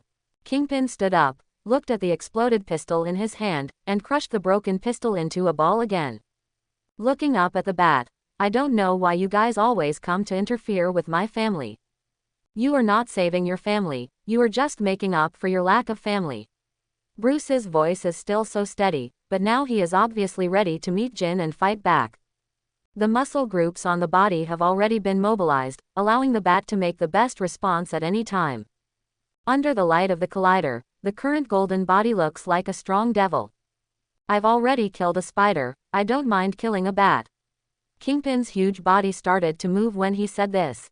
I don't know how this guy trained himself. Even with such a huge body, he was able to burst out with amazing speed in a short period of time. The pair of fists that looked quite bluffing smashed towards the bat's head. But the bat's reaction speed was far beyond his imagination. He just bent down lightly to avoid it, and got through the gap under Jin Bin's arm.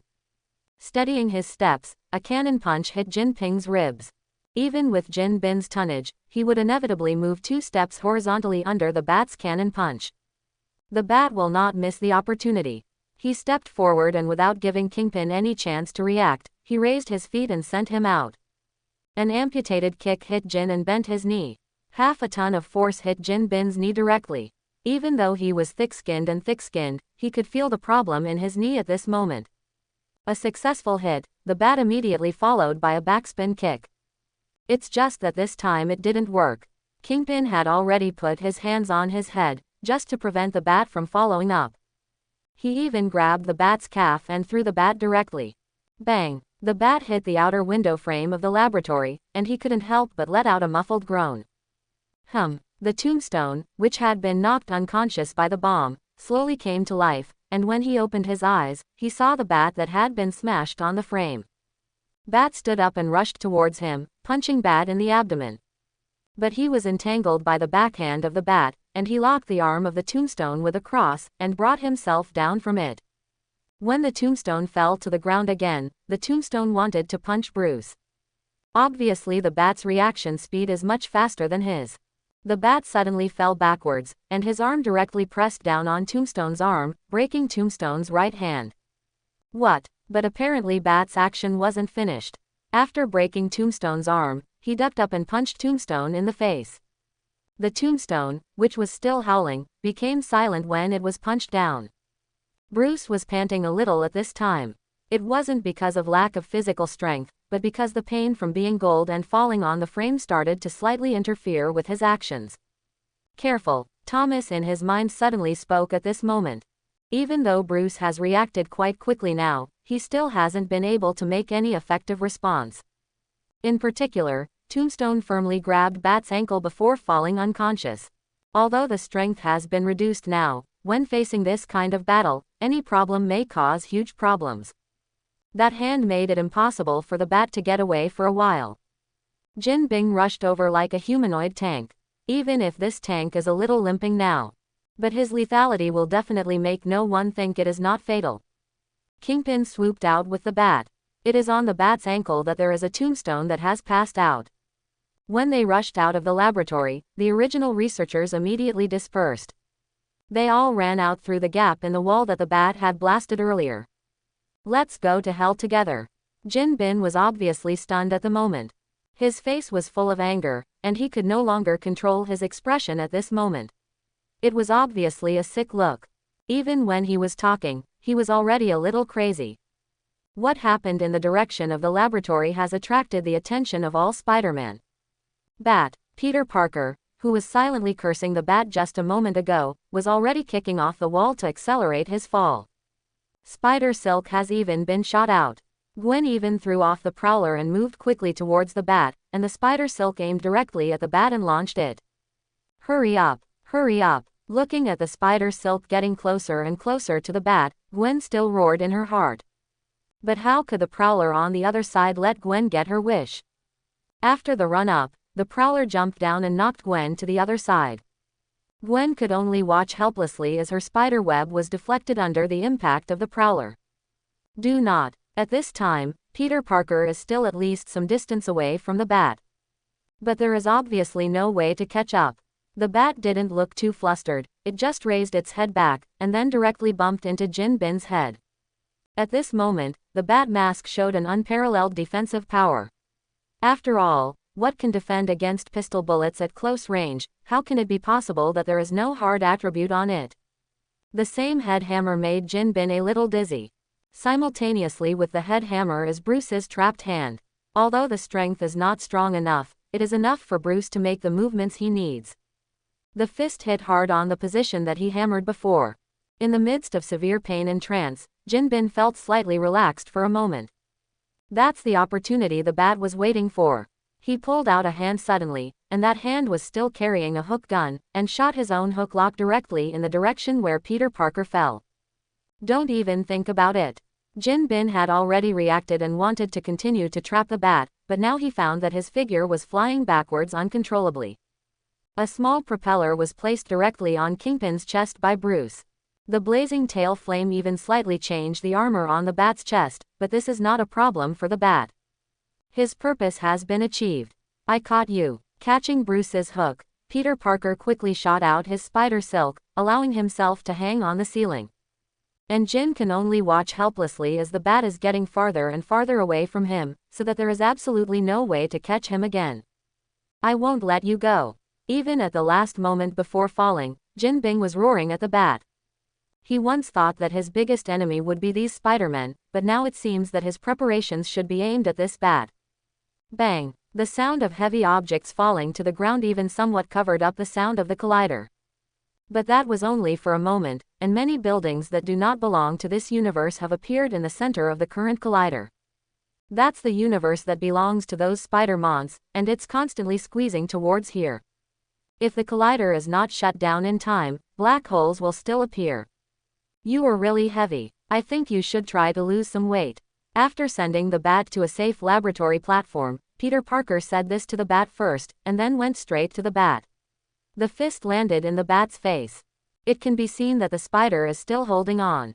Otherwise, the current Bruce is definitely not a scene where he was punched and fell to the ground directly. But that doesn't mean you don't have to give me an explanation for those two fake keys. Speaking of this, Peter Parker thought of the way he swore to Gwen at that time. Now he really wanted to smash the bat's hood all over the place. Huh, he breathed a sigh of relief, and Peter Parker stretched out his hand towards the bat. Get up. The bat didn't say anything, just put it on Peter Parker's outstretched hand, and slowly got up. At this moment, the other Spider-Man dealt with the scorpion that had transformed itself into a biological weapon, and jumped up directly grabbing the spider's thread. I shouldn't be so confident in handing over the key to you. Little Penny was obviously a little unhappy because of what Bruce had done before. Holding his hands, he spoke to Bruce angrily. Her spider mecha also showed a rather angry expression on the screen. Suddenly, the surrounding Spider-Mons all moved out of their way, and a white figure jumped out from them. Even Peter Parker, who was closest to Bruce, immediately let go of Bruce's hand. After Gwen got rid of the prowler, although he already knew that the bat was nothing serious, the anger in his heart couldn't be suppressed no matter what. When she came to the bat, she had already punched the bat in the abdomen. Even though she is an agile Spider-Man, her strength is still not weak. This fist really made Bruce a little uncomfortable. But the bigger blow should come from Thomas in his head. It's not the tradition of the Wayne family to be hated by women like this. I suggest you study hard in the future. Thomas simply didn't think it was a big deal to watch the excitement. Even Bruce could hear a hint of ridicule about being beaten in that guy's tone. But Gwen from the outside world did not easily release his anger. I told you I hate you. You actually did something so irritating, why don't you speak? Aren't you eloquent? Gwen pinned Bruce's face and knocked him to the ground. Facing Bruce left and right as a meal output. When the shadow spiders saw this scene, they quietly touched Penny Parker's side and covered Penny's eyes with their own hands. The child was too young to witness such a brutal scene. Peter Parker and Spider-Pig watched this scene with great interest, and even commented on where Gwen should hit the bat. It's just that everyone knows that Gwen's strength is quite precise, basically the kind of strength that will not cause any harm to Bruce. At most, he looks a little embarrassed. Do you know, if you do this, you may die at any time. Holding the bat by the collar, Gwen yelled frantically at Bruce. But the bat didn't say anything, just took the real key out of his gauntlet. Looking at the key taken out by the bat, Gwen may have thought of something, and tears slowly came out. It's just blocked by a mask, and no one has discovered all this. Go back to your world, and I will solve the problems here. The bat's voice remained unchanged. Even though he had been pressed and beaten by Gwen, he didn't say anything. Okay, it's time for us to end this. Peter Parker stepped forward, pressed Gwen's shoulder, and said softly. Taking the key from the bat's hand, Peter Parker now pulled the bat up. Well, you know that Spider-Man can't be fooled casually. Taking off his hood, Peter Parker now stretched out his hand to Bruce. Also, we will definitely be someone you can trust. Can we really get to know each other now? Hearing this sentence, all Spider-Man has already focused on Bruce. They really have no confidence, whether the bat will get to know them or not. Peter Parker spoke first. Peter Benjamin Parker, Spider-Man from another world. Peter Parker reached out his hand to Bruce, but the meaning of this stretching was no longer the kind of courtesy it used to be. Gwen, who had said harsh words to Bruce before, looked at Bruce at this moment. We're friends, aren't we? Peter Parker smiled. He really wanted to know what kind of person the bat in front of him was. But Bruce just shook Peter Parker's hand. Batman, that's all.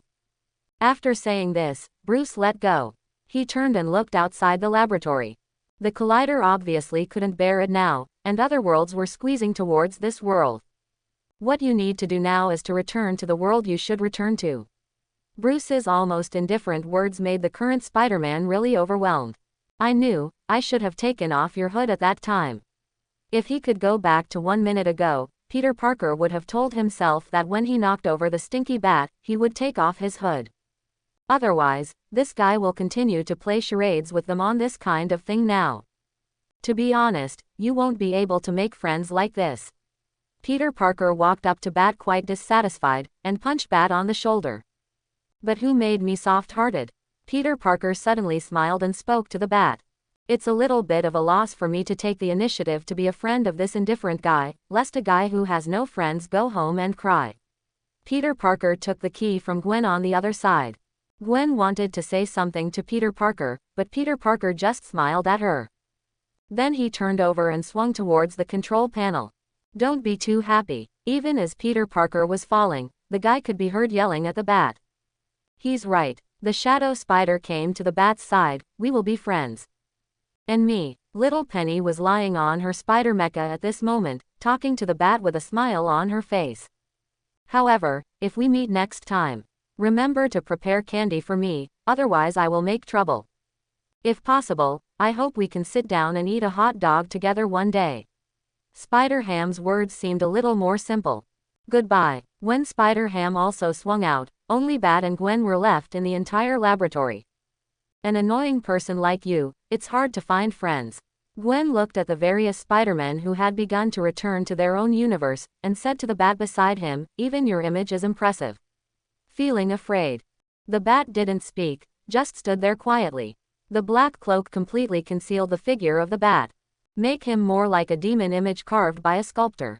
However, Maybe I can reserve a place for you as a friend, if one day you want to. Gwen took off her mask and looked at the bat beside her. Thank you for not letting me experience the feeling of losing a friend again. After saying this, Gwen didn't wait for the bat to move, and already swung towards Peter Parker's position. Now only the two of them are left in this universe that does not belong to them. Are you ready? Peter Parker said to Gwen with a smile. Yeah. Gwen took a deep breath and spoke to Peter Parker, "Goodbye, Spider-Man." As he spoke, he already let go of his hand stuck to the wall.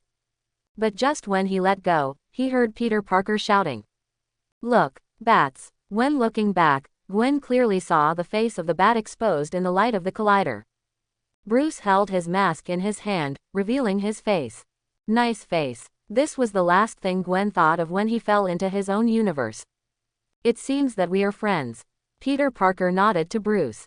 He has already relaxed himself, allowing himself to fall directly into the universe that originally belonged to him. Bruce put on his mask again, raised his head, took out a batarang, and threw it directly towards the control panel. Right in the middle of that green button. It's just that when the collider started to self-destruct, Bruce used his own hook gun and landed directly in a humanoid pothole that was smashed out. Jin and the tombstone had smashed through the bottom of the collider container they had built earlier. And what Bruce needs to do now is to take these two guys and leave here. Otherwise, neither of them would survive. It is even possible to go to another universe, and finally die completely because the cells rejected by the universe decay. But that's not what Bruce wants to see. He needed Kingpin alive, and at least for people to see him in prison, even if it was only for a short period of time. When he arrived at the lab platform with the two big guys, Bruce threw off his hook gun, and there was no time for the thing to get back. Dragging the two guys, they ran straight towards the direction. The energy collider built by Jin Bin has begun to explode with majestic gravitational force, absorbing everything around it into the machine. If Bruce hadn't run fast enough with those two guys, they would have been sucked in by now. Bang! Continuous explosions began to sound continuously, and the light produced by the explosion in Brooklyn could be seen clearly even from Manhattan Island. This makes it impossible for many people to sleep well. There was such a big explosion in New York again, they had no way to determine whether it was a terrorist attack. If there were one more Twin Towers, New York would really be nailed to the pillar of shame for anti-terrorism in the world. The police department, anti-terrorism units, and National Guard all rushed to Brooklyn as soon as possible. Even the policemen on patrol were inevitably ordered to go over and see what was going on. Jefferson Davis was naturally one of them. Rather, it was because he was now worried about his son's condition and was searching everywhere in Brooklyn. Naturally became the fastest police to arrive at the scene. Looking at the Jin Bin and the tombstone tied to the fire hydrant beside him, the police officer opened his mouth in disbelief. Especially beside those two guys, there is a batarang. No matter how you look at it, it's a little weird. On the other side of the roof, Miles naturally saw all this. He came late. You were late. A deep and terrifying voice sounded behind him. What? Miles jumped up instantly, and when he was about to fall off the roof, he shot out a spider web and pulled himself back again. Hey, it's going to be scary. Looking at that bat, Miles is really angry now. This kind of behavior of quietly coming up behind others can really scare people to death. The bat didn't care about Miles' words. The prowler is not dead yet, and I haven't found him yet. You'd better pay attention. After leaving this sentence, the bat turned and left. It's just that Miles is not the kind of guy who would leave easily, and he followed Bruce's pace directly. They've gone back, haven't they? When Miles caught up, the first thing he said was to know if the other Spider-Man had returned to their own universe. The bat looked back at this guy. He didn't think that this guy's brain was not working well before, but now he really should change his identification with this spider's information. Maybe Miles felt that he had spoken nonsense now, and he scratched his head in embarrassment. Do you think we will meet again in the future? Miles spoke again. Only this time his tone was quite serious. He really wanted the bat to answer him. But the bat didn't say anything, and shot out its own hook and disappeared directly in front of Miles. This time, Miles did not catch up. He knew that he would not get any formal answer if he did. All you can get is the silence from the bat. He just needs someone to talk about his recent experience. Even though I can't tell everything. Taking a long breath, Miles slowly stood up, looking at the bat figure that could still be seen vaguely in the distance. He patted his face. If you promise something to others, you will naturally do it. Since he didn't fulfill the agreement with Peter Parker, he didn't get the collider with his own hands. Let him replace that Spider-Man and guard the city that belongs to him. When the bats and spiders were separated, the current journalists were like sharks smelling blood, rushing towards here in a swarm. They naturally knew that after an explosion, the scene would probably be quite dangerous. But in this city, in the eyes of their profession, danger often coexists with opportunities. As long as they get some shocking and explosive news, they can already be said to be on the rise. Even a Pulitzer would not be something out of reach. The New York police once thought that these reporters were more suitable for their positions at certain times, and reporters who could match the speed of the police would sometimes arrive one step ahead of the police. Clearly, there is now a situation where journalists are outpacing other response forces. It wasn't even a police helicopter hovering in the sky, but a reporting plane belonging to a news TV station. All eyes are on the explosion. They want to know if New York has experienced another frightening terrorist attack. When the reporters actually arrived at the scene, they couldn't believe their eyes at all. Jin Bin, their more familiar name should be Wilson Fisk, who is being tied to the fire hydrant by something at the moment, and on the other side is the bodyguard who has always appeared beside Jin Bin. An albino black man. But what the reporters really couldn't believe was the batarang stuck on the ground next to Kingpin and the others. Comics have truly appeared in the world. A reporter who had read those superhero comics muttered to himself. This kind of shock did not make him hesitate much, and he immediately took his microphone to confront Jefferson Davis, the highest-ranking police officer on the scene. "Officer, what's the reason for the big explosion? What's the relationship with Wilson Fisk? Does the bat dart next to them represent the appearance of a masked hero in New York after Spider-Man?" The serial gun-like problem made Jefferson really overwhelmed now. The cause of the Big Bang is under investigation. As soon as he opened his mouth to speak, another microphone came up. Did the person who arrested Wilson Fisk borrow the image in the comics to carry out his own actions? Is this a terrorist attack? Why hasn't the NYPD heard anything? Jefferson is really one of the top 2 players now, and this kind of thing is obviously not something he can answer at this level. If he didn't answer well, he might offend not only these guys, but also the office staff in the police station. Okay, fellow journalists, I think you should not continue to trouble this police officer now. A man rescued Jefferson from the reporters' hands. Although he was grateful to this man for saving him from the reporter's series of fatal calls, Jefferson still dutifully asked about the identity of the man beside him. Besides, who made that guy wear a pair of black sunglasses even at night like this? It looks like an agent from the TV. I'm sorry, are you a police officer? Although Jefferson has been patrolling outside, he is still quite confident in his memory. He had never seen the man next to him in his police station. And recently, there has been no rumor that anyone will tune in. Sorry, I forgot to introduce myself. The man took off his sunglasses, revealing a fairly honest face, and even took out his ID from his suit, FBI. Similarly, when the man took out his ID, there were already black suits around and blocked all the reporters from the cordon. Jefferson had already started communicating as soon as he saw the certificate. He has no way to use his naked eyes to judge whether the guy in front of him is real or fake.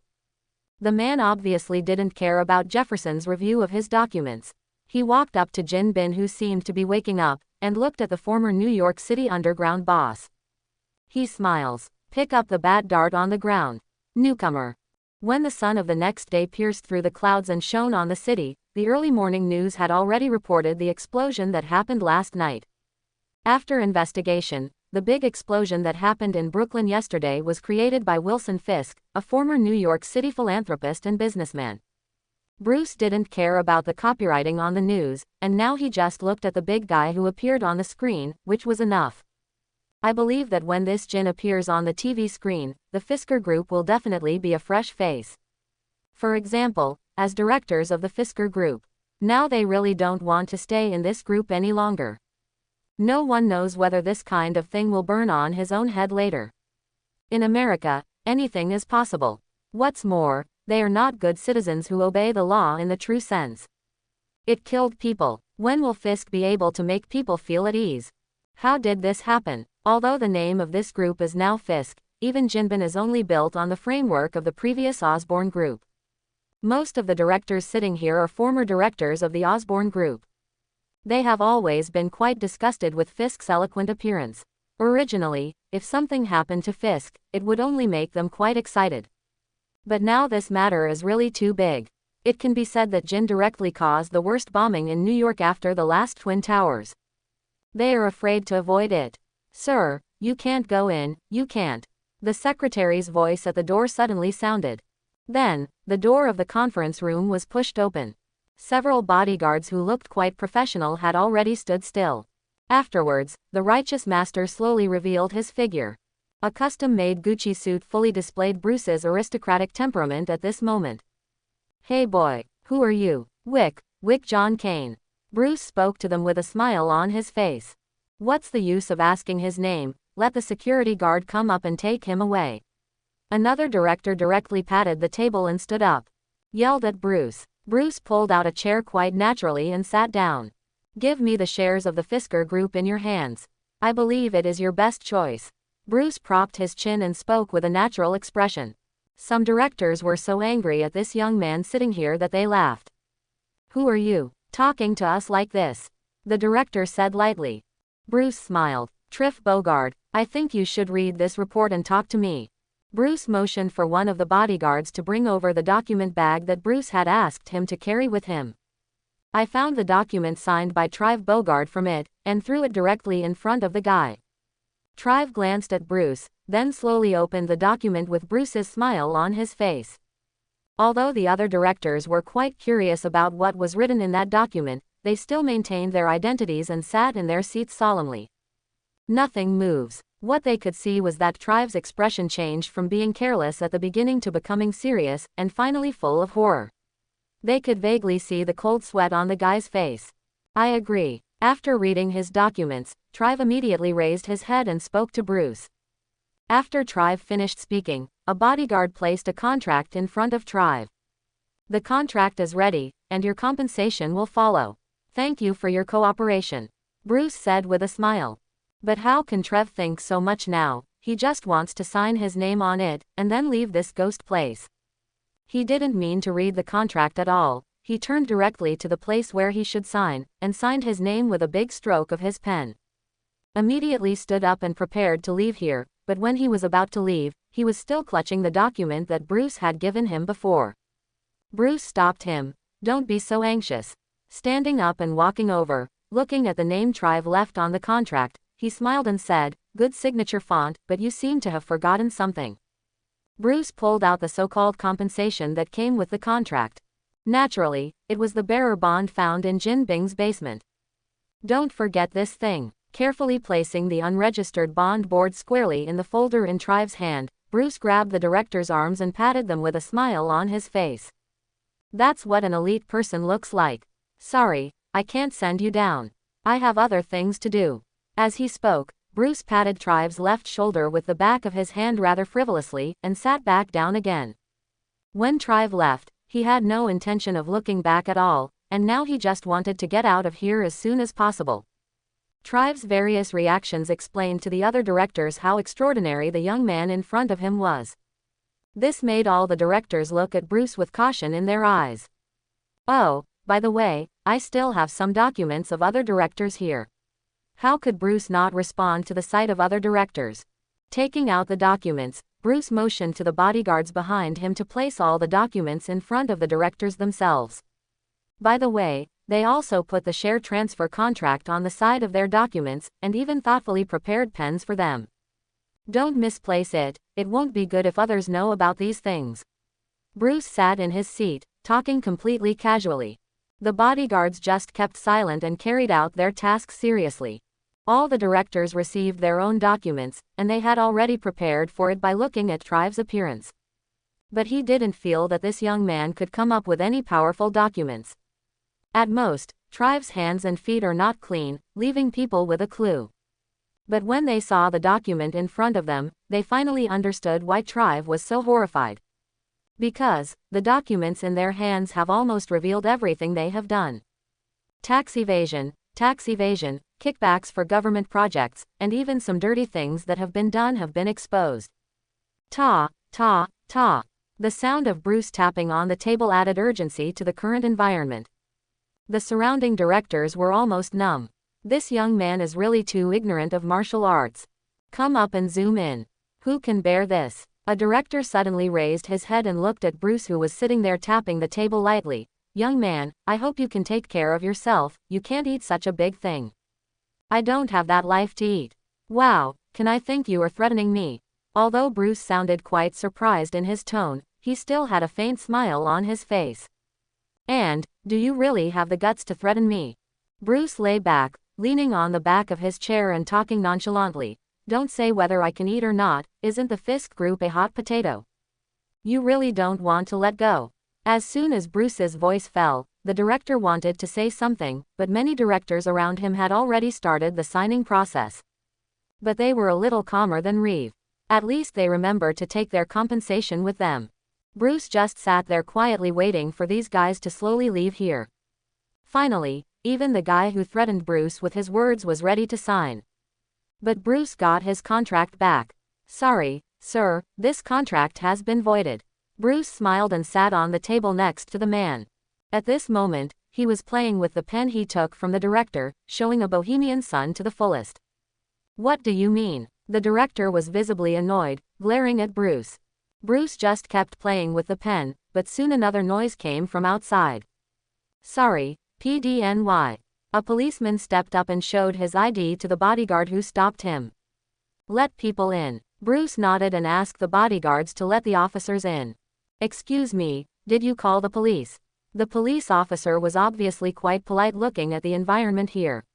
He first asked the person who called the police inside the house. That's right, officer. Bruce put down the pen in his hand and came to the officer. He conveniently took over the document that the director had put aside. We found a pretty nasty guy today. I didn't even know there were such scumbags in my company. Bruce was filled with righteous indignation. Originally, I just wanted to find out if someone was enriching their own pockets, but I didn't expect that someone would do such an annoying thing.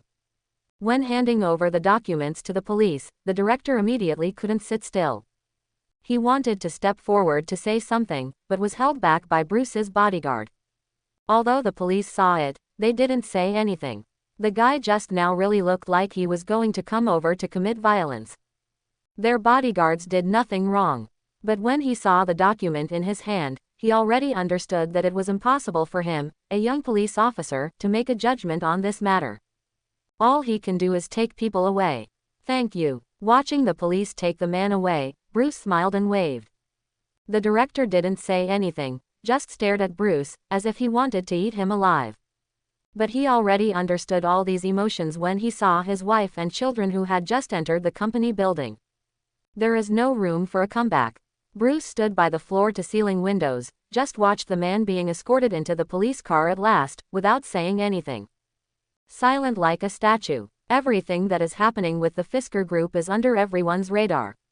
When the cause of the explosion last night was announced, people began to march towards the Fisker Group. Some people have spontaneously started distributing slogans boycotting the Fisker Group. But when they just approached the Fisker Group, they saw Fisker directors in a hurry, and one person was even taken out directly by the police. This kind of thing makes them feel a little strange. According to any reason, even if the current Fisker Group has already had a major event, the arrest efficiency of the New York Police Department cannot be so fast. Moreover, it is impossible to take away a director. It all seems a bit confusing. The citizens who originally gathered here to hold protests and marches were completely confused by such things. Only those reporters who came here to take a good look at the Fisker Group or to talk about something vaguely sensed something was wrong. I think we may have found big news, a young reporter said. But his words aroused the scorn of the cameraman around him. Okay, if it was really big news, we wouldn't have sent the two of us here. If it weren't for the previous explosion, there would be no news this year that could be bigger than what happened in Europe. Hearing what the cameraman said, the little reporter also smiled. He naturally knew what the cameraman was talking about, but he always wanted to give himself a little comfort at such times, didn't he? What's more, only the news about super soldiers and people with superpowers in this world can be counted as the most earth-shattering news. It's the kind of news that obviously won't be accessible to the two of them. It's nice to be able to report the kind of news that gets the attention of New Yorkers. Just when the two people looked at each other and lowered their heads with a sigh, bustling figures began to come out of the Fisk building. After quickly setting up all the things needed for the press conference, he was already standing quietly waiting for something. Let's do our job well. Seeing that Fisker Group seemed to be planning to deal with this matter head-on, the young reporter stopped saying any depressing words. Conscientiously moved closer to Fisk's podium. It's just that there is indeed a fence in front of them to prevent them from getting too forward. There are even security personnel from the Fisker Group standing ready there. Although it was a bit hasty, no matter how you look at it, this press conference can be said to be quite formal now. Wow, he does look like a nice guy. All of a sudden, the little reporter heard the voices of people around him. If he remembered correctly, when he heard this voice before, he probably yelled, "There is no good person in the Fisker Group," and the like. But why did he suddenly change his mind now? Glancing at the woman who had silently put away the protest signs, the little reporter shook his head. He could only say that the people of the United States will always be like this, and they have no firm position of their own. But he is different. He will judge everything from the most objective perspective. Even if it's about your favorite hero, it's the same. Looking back, the little reporter couldn't help but admit what the guy said before, that is, the new spokesperson of the Fisk Group really doesn't look like a bad guy. It seems that everyone is really concerned about the affairs of the Fisker Group. Who made the chairman of the Fisker Group do such an appalling thing yesterday? Bruce looked at the crowd below and said quite angrily. This tone obviously made those in the surrounding area who originally came to protest and march think again about their purpose of coming here. They raised their signs again and started their denunciation of the Fisker Group again. Correct. Wilson Fisk should be executed. He's a lunatic.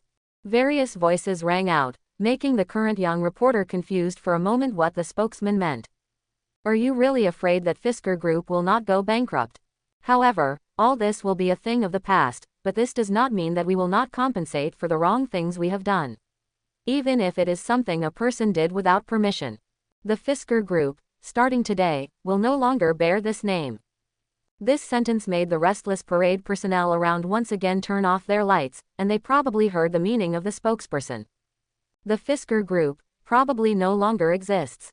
From this moment on, Fisker Group will officially change its name to Cairn Group.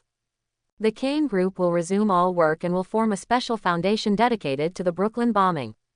After Bruce finished speaking, he turned around and was about to leave. May I ask who will be in charge of the Cairn Group in the future? Why didn't he come forward to explain these situations, or is the actual person in power of the Cairn Group now still Wilson Fisk? The young reporter looked like he was breaking the casserole and asking for the truth. He didn't care at all about the security personnel of Faith and Cairn Group who were beside him.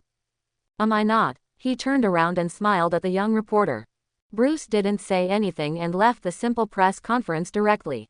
The little reporter couldn't imagine such a thing at all. It seemed that the guy was about the same age as him, or even not as big as him. He has become the chairman of one of the super companies in New York. Even the people around were quite shocked. It never occurred to them that a guy as young as Bruce would be the head of a behemoth. Even when the two Tony Stark brothers took over Stark Industries, there was no such sense of surprise. After all, Stark Industries itself is someone else's family business, and the matter that is now appearing in front of them is completely two concepts. But one thing is the same, that is, the current Stark Industry is only supported by Tony Stark, that playboy himself. As for his brother, according to the news, he died of a brain tumor. What really happened, no one knows. The little reporter suddenly became excited at this time, and now he suddenly thought of something. He has no way to interview those truly extraordinary people, but he can create a superhero that only he can imagine. Who knew that when Wilson Fisk was arrested, there was a batarang on the ground? And now the Fisker Group has been directly acquired and renamed, and all these things make this little reporter extremely excited. He looked up at the cameraman beside him and said, there will be a bombshell. I have to say that in this world of superhumans running around, it is quite surprising that an ordinary person can occupy the front page of New York news for several days. Of course, the vast majority of the reasons are because a small reporter put his speculation on the newspaper. It is said that in this world, newspapers are no longer something people ask to buy. But someone will always buy it, especially with such an explosive news headline. It's hard not to be curious to see what happened. Young New York billionaire with suspected connection to Wilson Fisk's arrest.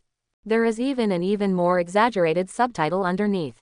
As our world invaded by comic book characters. Is the new chairman of Kane Group related to the emergence of Batman? Close double-angle bracket. All the titles set off a wave of decryption. But after the Kane Group's official website was maintained and the names of the executives were posted, the originally turbulent wave of puzzle games had already started to slow down. Because that handsome man's name is Wick John Kane. This name has already made them have no interest in continuing to investigate. But then another article by that reporter brought it all to a climax again. Could the super-rich Kane Group be the super financiers secretly funding Batman? Close double-angle bracket. Everyone is looking for clues, to see if they can figure it out. Some people even went directly to the gate of Kane Group to block Bruce. Unfortunately, all of them did not get a satisfactory result. They just looked at this young rich man with a beautiful girl in and out of the paparazzi's cameras every day. Although some guys are still quite persistent in their own squatting, but nothing. That guy is a playboy. It's better to watch Tony Stark than to watch Playboy. At least everyone has a private video between Stark and a red-haired beauty. Occasionally I can take it out and laugh. As for Batman, never saw a single figure. Moreover, various cases in the city did not appear infrequently. After learning that Bruce had moved to a manor in the suburbs of New York, the manor was named Kane Manor by Bruce. Everything seems to have shown that the current young rich man has nothing to do with what they call bats. They have all contacted the person who sold the Bruce Manor to see if they could get any news from it. But the news they received made everyone feel a little lonely. When the man bought the manor, he didn't look for a manor with a lake or anything like that. I just chose a manor with an upper medium area. All the signs have shown that everything is just a gimmick made by that unscrupulous journalist. It's just that this gimmick turned into a joke that got them involved. Anyone can enjoy a joke. But when they become a joke, they don't have the mood to laugh anymore. All the anger was vented on the newspaper that published the article at that time. Faced with many complaints, there are also abuses from American troublemakers. In the end, the newspaper itself could not bear the pressure, and it also wanted to give an explanation to the society. The little reporter was fired. As for what the young reporter will do later, no one will care about him. Everyone's life is just back to their original point. Nobody ever brings up so-called Batman anymore, or asks a billionaire if you're a masked hero, really stupidly. The vigorous decryption operation ended in such a sloppy way. But no one would know that they were actually pretty close to the truth. But no one persisted. However, Bruce didn't pay any attention to the previous vigorous Batman decryption campaign. In this era, it only takes time and some other things to attract all people's attention. Many things will be completely forgotten. Bruce, wearing a welder's mask, was carefully welding something together in front of him. It's almost the same after all. After packing up the tools in front of him, Bruce slowly straightened his body, and moved his body that was a little stiff after a long period of movement. This is a bit like the Batcave, Thomas said in Bruce's mind as he looked at the current situation here. Not even close. Bruce shook his head. He didn't think what he made looked like the Batcave. At most, it only occupies the name of a hole. Although many people think that what Bruce chose is just an ordinary manor. There is no lake water, let alone any natural caves. Some are just an air raid shelter that no one knows about. Even Bruce inadvertently found some clues when he was screening information on estates around New York. It can really be said to be lucky. If he hadn't paid attention at the time, then Bruce really needed to take such a big risk to choose a manor with a lake or a natural cave. But it's going well for now. It's pretty good. Thomas just shook his head at Bruce's words, and didn't think it mattered at all. Without waiting for Bruce to speak, a voice suddenly came from a cell separated by Thomas. Perhaps, you can try to ask me to help, right? It was a somewhat distorted voice. It was a little different from Batman's usual deep voice. His voice seemed to be mixed with other people's voices. What Thomas was sure of was that the person who was mixed in the body of another prisoner was definitely not old, and should be a strong young man. Shut up, I don't know what you did, but I only know that my son will not be as fragile as you. Thomas directly grabbed the cell door and yelled crazily to the other side. There is no manners at all. He knew that the man in that cell was also named Bruce Wayne. However, he really didn't want to believe that his son would become like that. The guy in the cell didn't say anything, it just fell silent again. Bruce outside didn't care at all that the two guys were communicating in his mind. He was just doing his own thing meticulously. Bruce knew exactly who the new guy was in his mind. A Batman who believes that he has not brought stability to Gotham from the beginning to the end, and a Batman whose tragedy has already happened because he is angry with himself when he acts. A Batman with his eyes on the Flash. I hope everyone will support it and subscribe more.